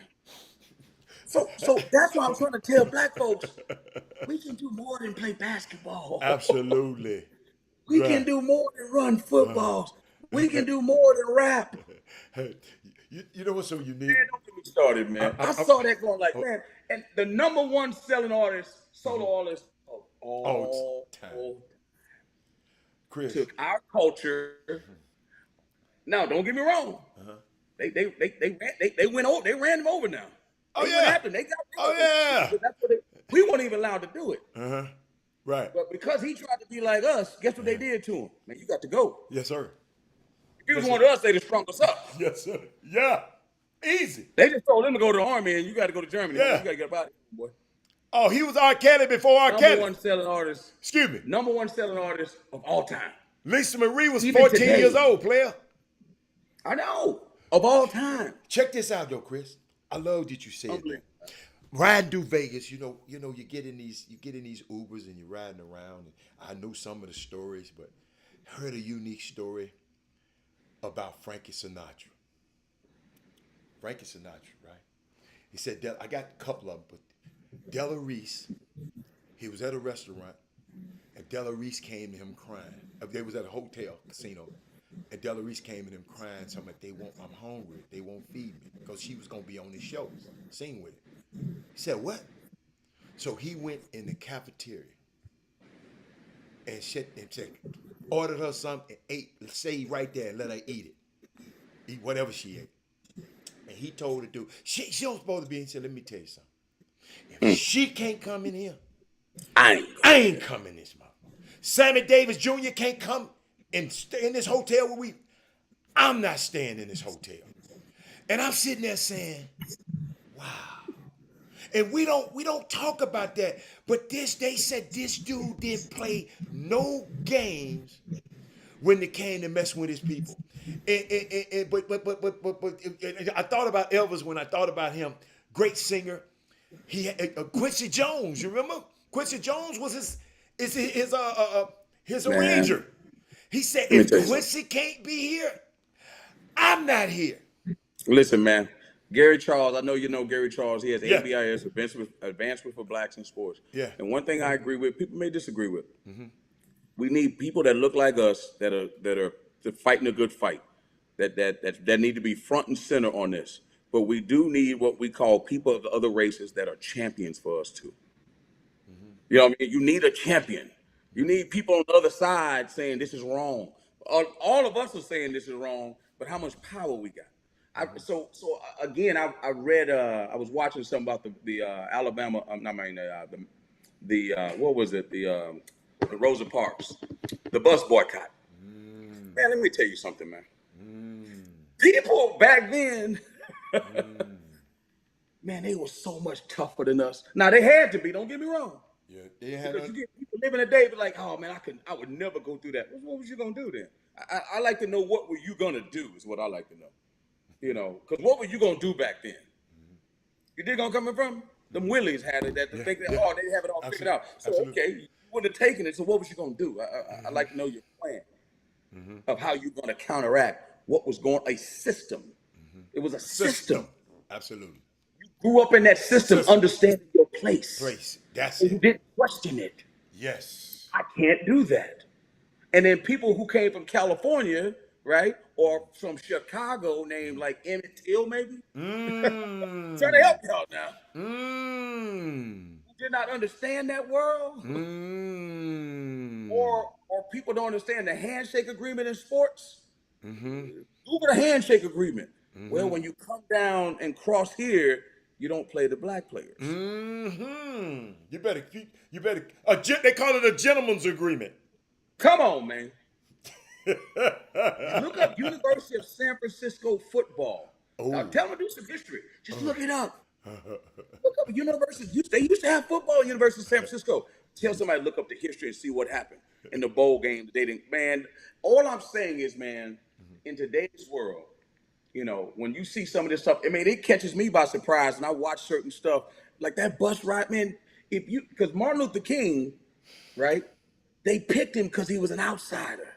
There was a whole lot of other people, because it showed you something about black unity back then. Not that it has to be perfect, but they picked an outsider for a reason. This dude who was unknown, some young dude to come in. You know what they said? Because he was eloquent. It was the way he talk and spoke. He can talk. Tell you something. Right. He can talk. You know what a Baptist preacher that can talk. They could talk. And spoke to the consciousness. Not that people agreed or disagreed. Right. But a lot of our people were service people. You know what I'm saying? A lot of our people were service people. Right. And they said, you know what? And here's the thing about people got to understand. We talk about blacks that, you know, pick black agents, whatever. Right. When they stopped riding that bus, it crippled the system. in Memphis, Hannah. Remember, it Yeah. crippled The system. garbage just wasn't no garbage being picked up. So the town was stinking. Come on, man. But hey, People don't realize Martin Luther King, if you ask people, well, I know hold up, Martin Luther Chris, King, hold up. what did that for? My sister-in-law, who's old enough to remember it, she was of age to know about that a little bit in that time in '68. But keep going. Josephine Conyers. She keep going, but keep on going, Chris. She old No, enough what I'm saying is, Uh-huh. Dr. King was in Memphis. Yes. But what was he there for? for the sanitation workers. Absolutely. Because Yes, they were striking because one of the guys got killed on the thing and they didn't want to do nothing about it. They said, "Oh, hell no!" And go on, keep going. I'm keep just going. saying It's just that- fun, man. It's fun. I love this. No, I'm not, again, I know we're not talking about sports, but the part I was making about We're talking about life. the bus boycott is that it's amazing how we said, you know what, we're not gonna ride the bus anymore. And guess what black folks did? They organized rides, people that had cars, they made sure people got what they needed to get to. And guess what else happened out of that? And I'm like, you got to be kidding me. All of the white moms or the women of the families, guess what they start doing? They start going to pick up the maids because they didn't want to clean the house. Yeah. Come on. Man, don't. Yeah. They start rebelling. Yeah. against the system. System. Because they wanted that house clean. Man. Well. But because we united, Whoa. I'm Keep trying going. to tell you, Well. sometimes, I get mad when people talk about Obama. Me too. And they say, for me black too. folks, I'm saying, man, let me tell y'all something. Clearly, you don't know Nothing. nothing about politics, number one. Absolutely. You don't know how many black senators have ever been in the United States, number two. Two. You do not understand what happened after Reconstruction, right? And you don't understand Jim Crow. For a black man to be the two-term president of the United States of America, everybody need to shut the hell up. And to think that just because he was black, he was going to be able to change everything, is you out of your mind. That's your And we got mind. universal health care. We got universal health care, Healthcare. something white presidents have been trying to pass for 50 years, and Never this dude passed. passed. Come on, man. But you know what I was But thinking my about? point, the point I was trying to make about Obama is that it did make people take their foot off the gas. Oh man, We You know made what? it. we ma- come on, bro. We's free. It made people now. It's still a highly inspirational thing to me. He's still my greatest. Oh, my Obama man. is the man. That's my You can't man. say That's my me. man. I'm sorry, but it did make some of them people stomach people like Clarence Thomas, your boy old Ben. I'm just telling you, Ben Carson. It makes that stuff seem okay. Hatter, I know you're looking at something. You about to hit me with something. I'm gonna let you go and have it. man. I'm thinking about something, Chris. You just make me think about something. Well, my point was, if we can do bus boycotts and we can do all that stuff and come together and cripple that system, imagine in sports what we could do if we talk about ownership, if we talk about coming together, picking certain agents and X, Y, and Z. That if we were united on those fronts, right, it would be amazing what could happen. But you know why we can't do it. You got the front. I'm not gonna go because it's gonna take me more than 5 minutes. So I ain't gonna go there. So we just gonna. It's just Chris. I just think about the general. We always talking about the gentleman's agreements, and the reason I was saying that, they had a gentleman's agreement in 1933 to 19. That's why I was trying to get the dates. 90 to 1946. They had a gentleman's agreement. Think about this: to keep black people out of the National Football League. Now it's 75% black now. It's such an irony, Chris, because the Super Bowl was in LA that year, one of them years, right?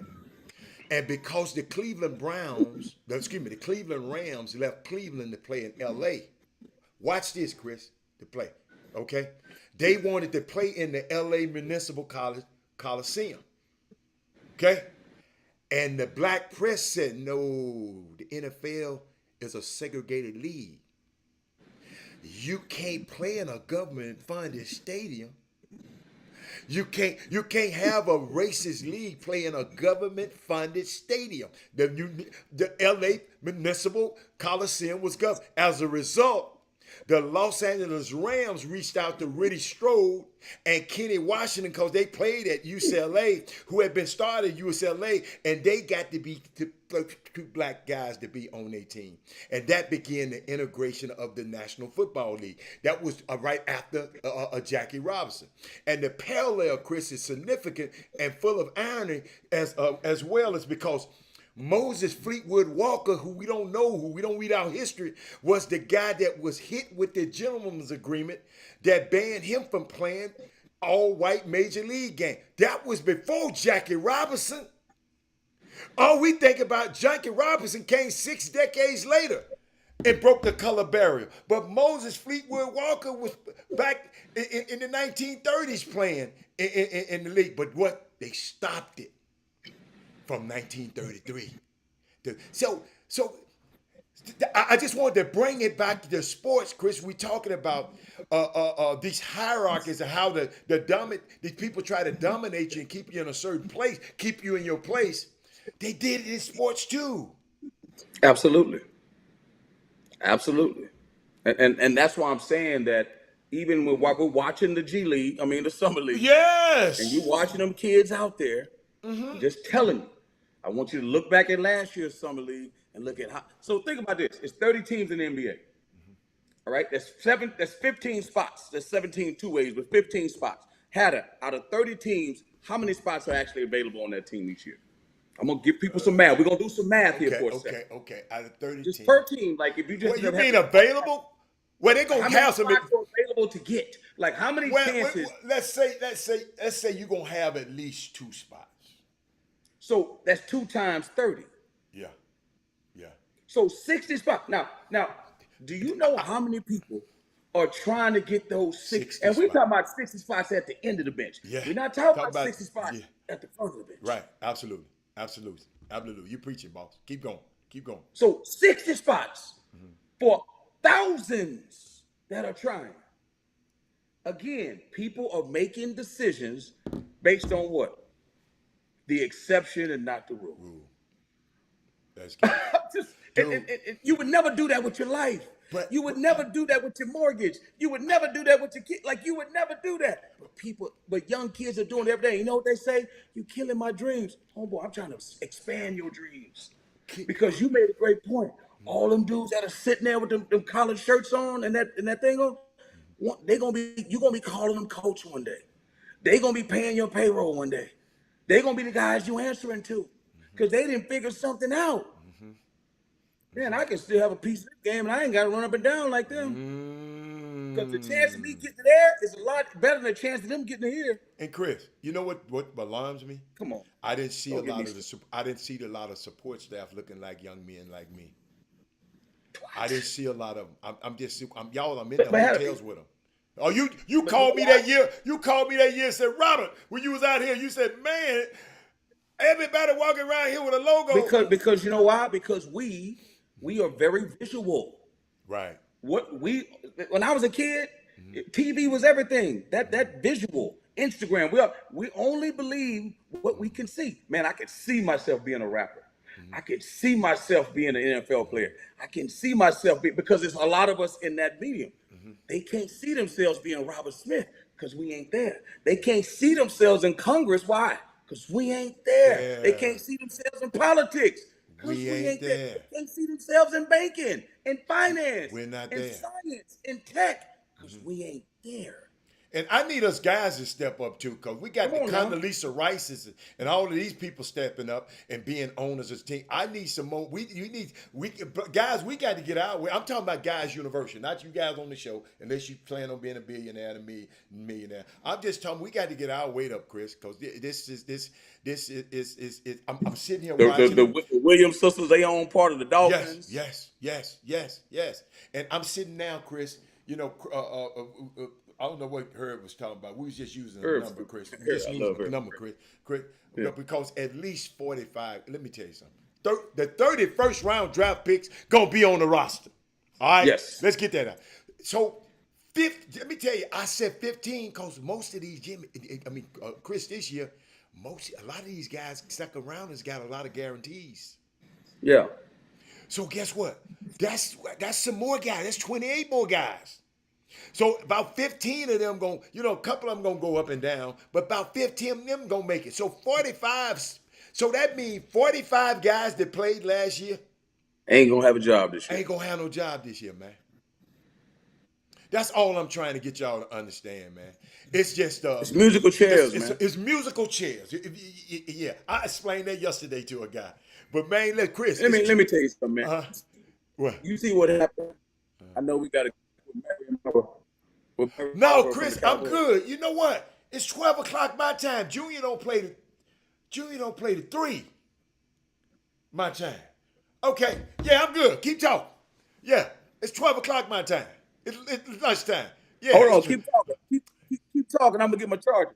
Okay. Yeah. But keep talking. I'm gonna get my charger. I got you. Keep talking. Take me off for a second. Take you out. Okay, let me get you out. Ladies and gentlemen, I am getting ready to go. I think Junior play at 3:30. I think. I'm just making sure Junior play at 3:30. I'm gonna get out of here and go over here and watch some basketball. I mean, it's a unique setup. If you've never been, you got 2 gyms. You got the Cox Pavilion, and then you got the main stadium.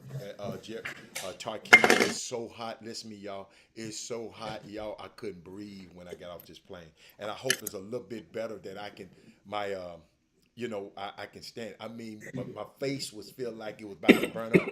I see you, Chris. I'm gonna bring you back on. It's so. Listen to me. I listen. It's hotter than a polar bear. Thing out here. So it's but Chris, you back now. You're back now. What you got? What you got for me? Yeah.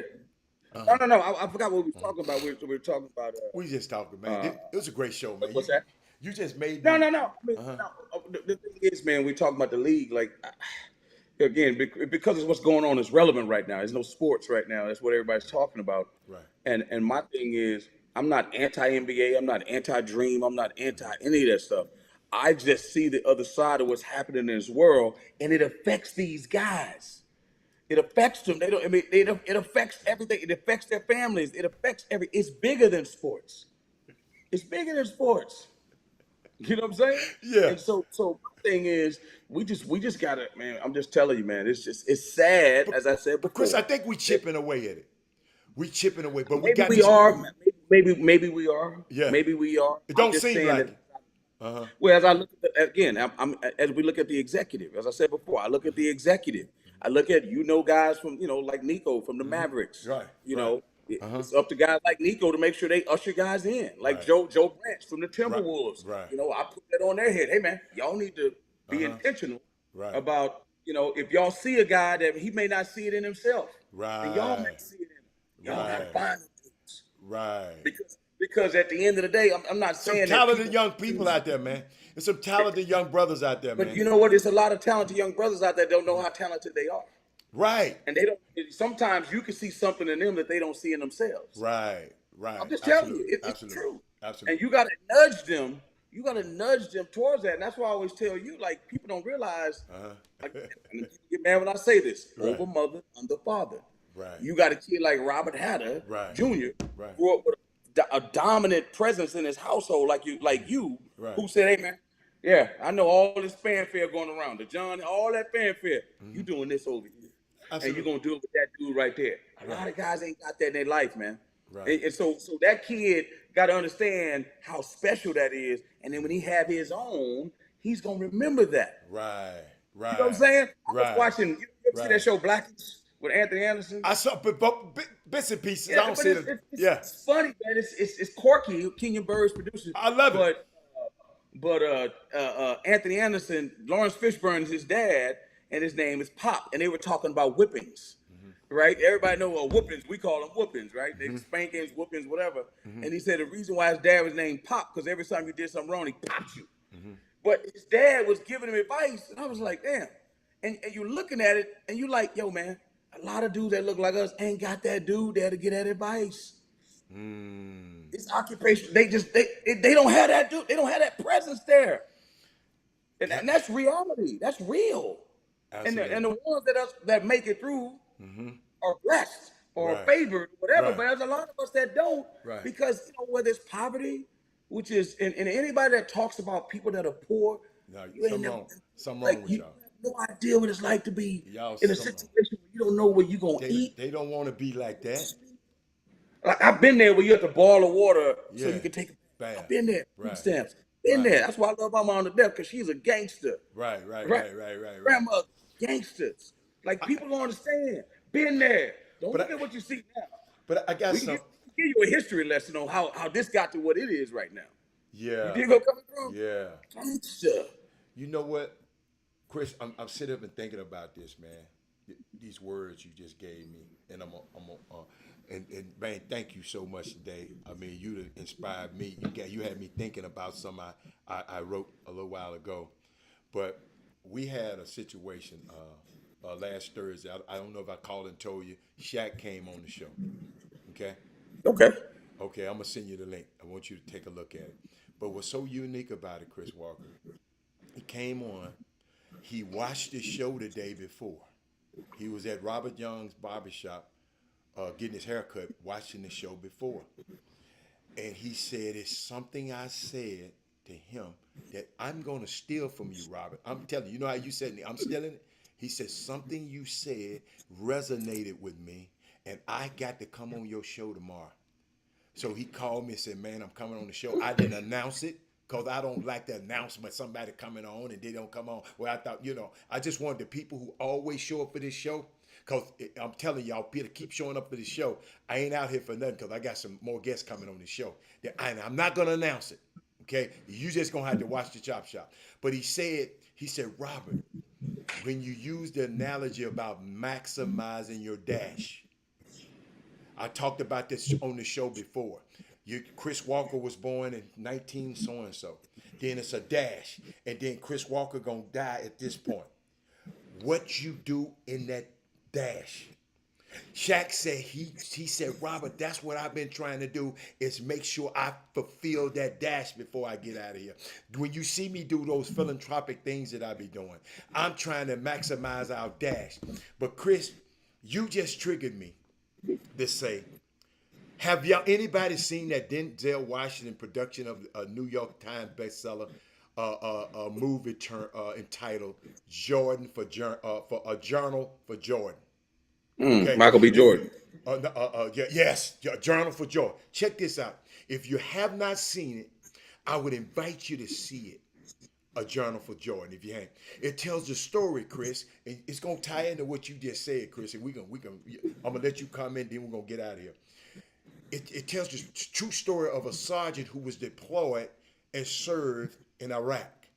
Okay, his pregnant fiance had a prophetic foresight to have him chronicle a journey for her unborn son. She wants you, whatever you do, you journal. I want you to chronicle your journal. Okay? Yeah, Journal for Jordan. Jeremy Cunningham. Journal for Jordan. So check this out. In the event that he didn't return home safely from Iraq, I want you, journal what you're doing over there. In true Shakespearean format, Chris, the father met with his untimely demise. He got killed. His young son goes through an adolescence phase, Chris, and a journey in life. One day in middle school, he gets bullied and badgered over his color of his skin. Okay? Not being brown enough to be blend in with the black student, not being bleached enough to commingle with the Caucasian. Okay? He returned home one day with a bloody nose, ladies and gentlemen, and what's worse, a bruised sense of self. Kid didn't know who he was. It was at that moment that the mama decided to present the journal to Jordan that was penned by his father, that was jotted down from the front lines of the battlegrounds for Chris. He learned, when the kid read this thing journal from his dad, he learned who he was and where he came from. And I want to say this word especially for parents out here, because far many parents withhold y'all battle scars from your kids. from the warfare that you endured as a kid. Like Chris just said, I had a pink light bill. The water had to. A lot of people hold that back from their sons and their daughters, not realizing it can be used for them as artillery to fight against generational curses. You got to tell them, y'all. You know, I remember what his name, Kwesi Mfume. He in his biography, Chris, entitled "No Free Ride," Chris, he said, "We give children everything that they want and forget to give them what they need." You have to learn how to tell your children your testimony. And don't wait till you're on the sick bed to do it. I want you to do it today, mamas and daddies. Tell them why it is that you tell them no. Tell them when you're in the store. You know you go in the store, I want this. Tell them why. It's not in the budget, son. Tell them. It's not always because you can't afford it. You tell them no. Here's this because parents just can't keep saying yes. Tell them why you walk around the house turning out the lights. Because when you were growing up, the lights was a luxury reserved for the wealthy. Chris said he had to put hot water in there to take a bath. Tell them how that you didn't finish college, not because you weren't bright, but because your parents couldn't afford it. You follow me? And the only viable option was what? To go to the military. Tell them.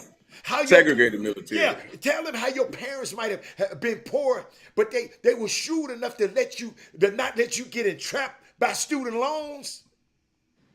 Our parents oftentimes articulate their frustrations, mamas and daddies, and they are fluent in telling about their disappointments. They aren't, they have no problem speaking about the anger. They do. They'd rather have parents do they ever share your prayers or your hopes and their expectation. Most black children, Chris, have never heard their parents say, "I believe in you." Most children have never heard their parents say that. Your children might be grown. They may be in college. They might be living on their own. Text them right now and say, "I believe in you." I done told y'all this below. Yo, call them upstairs. If they upstairs, disconnect the video game and just tell them and shake them and say, look them in their eyes and tell them, "I believe in you." That's what Chris, all of this you was talking about, people just don't believe. The kids ain't been told. After Jordan read that letter from his father, y'all hear me? He felt emboldened to be who he was created to do because he listened to the words from his father. So many parents, you're just busy doing life that you forget to produce life. So you're preaching that, bro. Chris, I even wrote out something that parents, if you email me, I ain't gonna read it today. If you email me, I wrote out some parents on what you can say, writing in your letter. You put your name where you want to on behalf of your son, because I sent it to my son. I done told this story on this show before. I sent it to my kids. They know I believe in them. And I just wanted to let you know that, Chris. I just wanted to end with that one. Man. No, that's good stuff. No, that's a good way to end the show right there, man. Yeah. And we can't be afraid to share our emotions, man. Yes, tell them. You know? Tell them how you struggle. And I'm gonna be honest with you. It's not just it's me and you too. It's me and Jimmy. Like, we can't be afraid. And I'm telling you, when you fight the kind of uphill battle that we're fighting, that's the kind of stuff that's devoid of us in our community. We're afraid to share. That's why we end up fighting each other. Because we don't understand how to fight with each other. You know what I'm saying? So we end up fighting each other. Think about this, Chris. You started this show 6 years ago. 5 or 6 years ago. And we ain't always disagreed. But we know this platform is more important than any one of our feelings. No doubt. We don't get our facts and our feelings mixed up. No, not at all. The fact is, this platform is helping people. I just know somebody gonna call it and text their kid and tell them I believe in you. If you want to know the whole letter the paragraph I sent my kid, email me at chopshophtx@gmail.com and I'll send it back to you. Hey man, go and enjoy it, man. Go listen. Go enjoy that summer league, that heat. Go and put you a couple of quarters. I know you cheap, so you're gonna play the nickel machine. Is there a nickel machine? I don't think they have a nickel or dime machine. They got pennies and they got quarters, right? Balling out of control, man. Listen, hey, you know what you can't do anymore? I was in Vegas when I was doing What? the event. You What? can't pull the thing. They make you push the button now, man. They got that thing so rigged up, man. Oh, they probably don't want you putting your nasty hands on it, Chris. Okay, you still pushing the buttons? I mean, they got that thing. You can't bet 1 penny. You got to bet 5 pennies. Listen, they got it figured out down there. They're going to get their money out of you.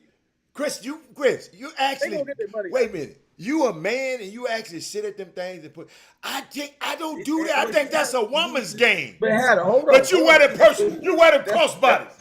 I started to take a picture. 1,000 people had purses on the other day, them crossbodies. You But better be Hatter, glad the I reason didn't see why 'em. My boy, the reason why people sit at the machines because you get free drinks. Come on, man. You know that. Not the kind of stuff I like to drink, but you know. But you I get don't free drink though, so I don't. You But can that's why get you said that. you can get at the crap table. You can get free drinks at the crap table. I'm gonna get a It costs mojito. more to play it, but you can pay a quarter and get the same drinks that dude over there spending thousands for. Come on now. But I got a chance to win that same amount I got a chance to lose. But you're missing the point. You ain't there to gamble. You're there to drink. I ain't here to drink. Listen, man. The drinks are $25 a piece. You go play a quarter machine for 2-3 hours. You can drink all you want. Man, drinks cost that much? Man, when the last time you been to Vegas? You're there now.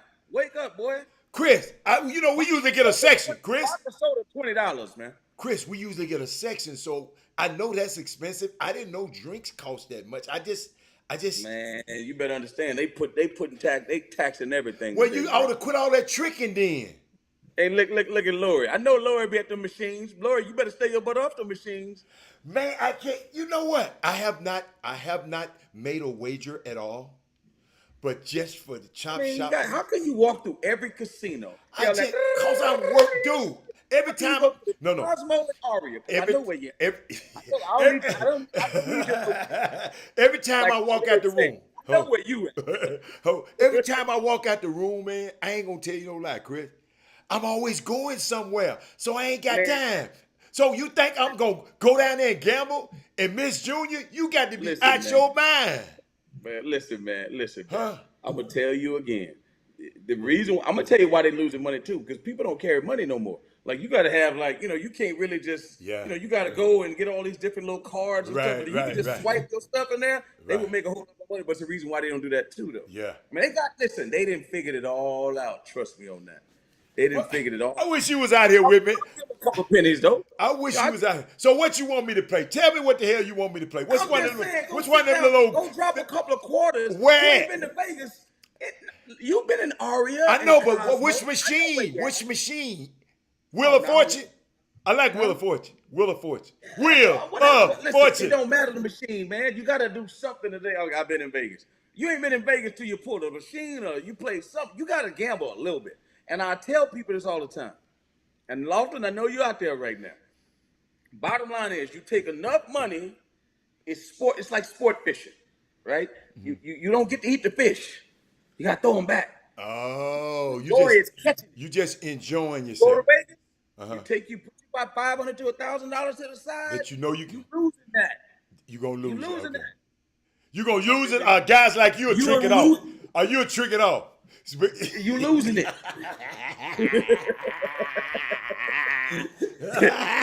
Keep going.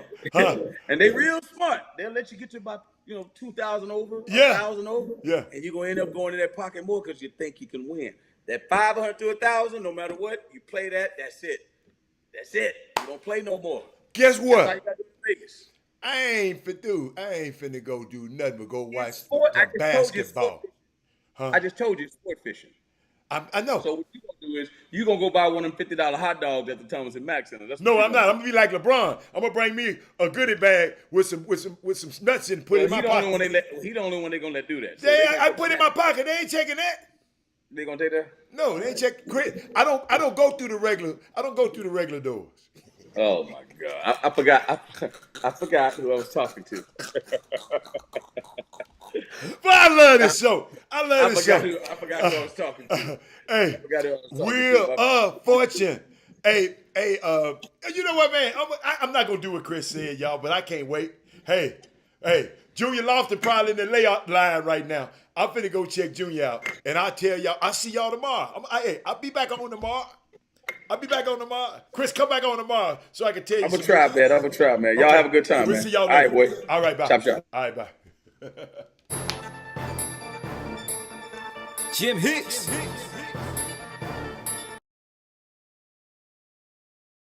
You are now tuned in to the Chop Shop. I'm Retro. Let's get it. We in the Chop Shop. We live in the Chop Shop. We talking sports talk. We live in the Chop Shop. We in the Chop Shop. I'm talking sports talk. So turn your dials up. It's live in the Chop Shop.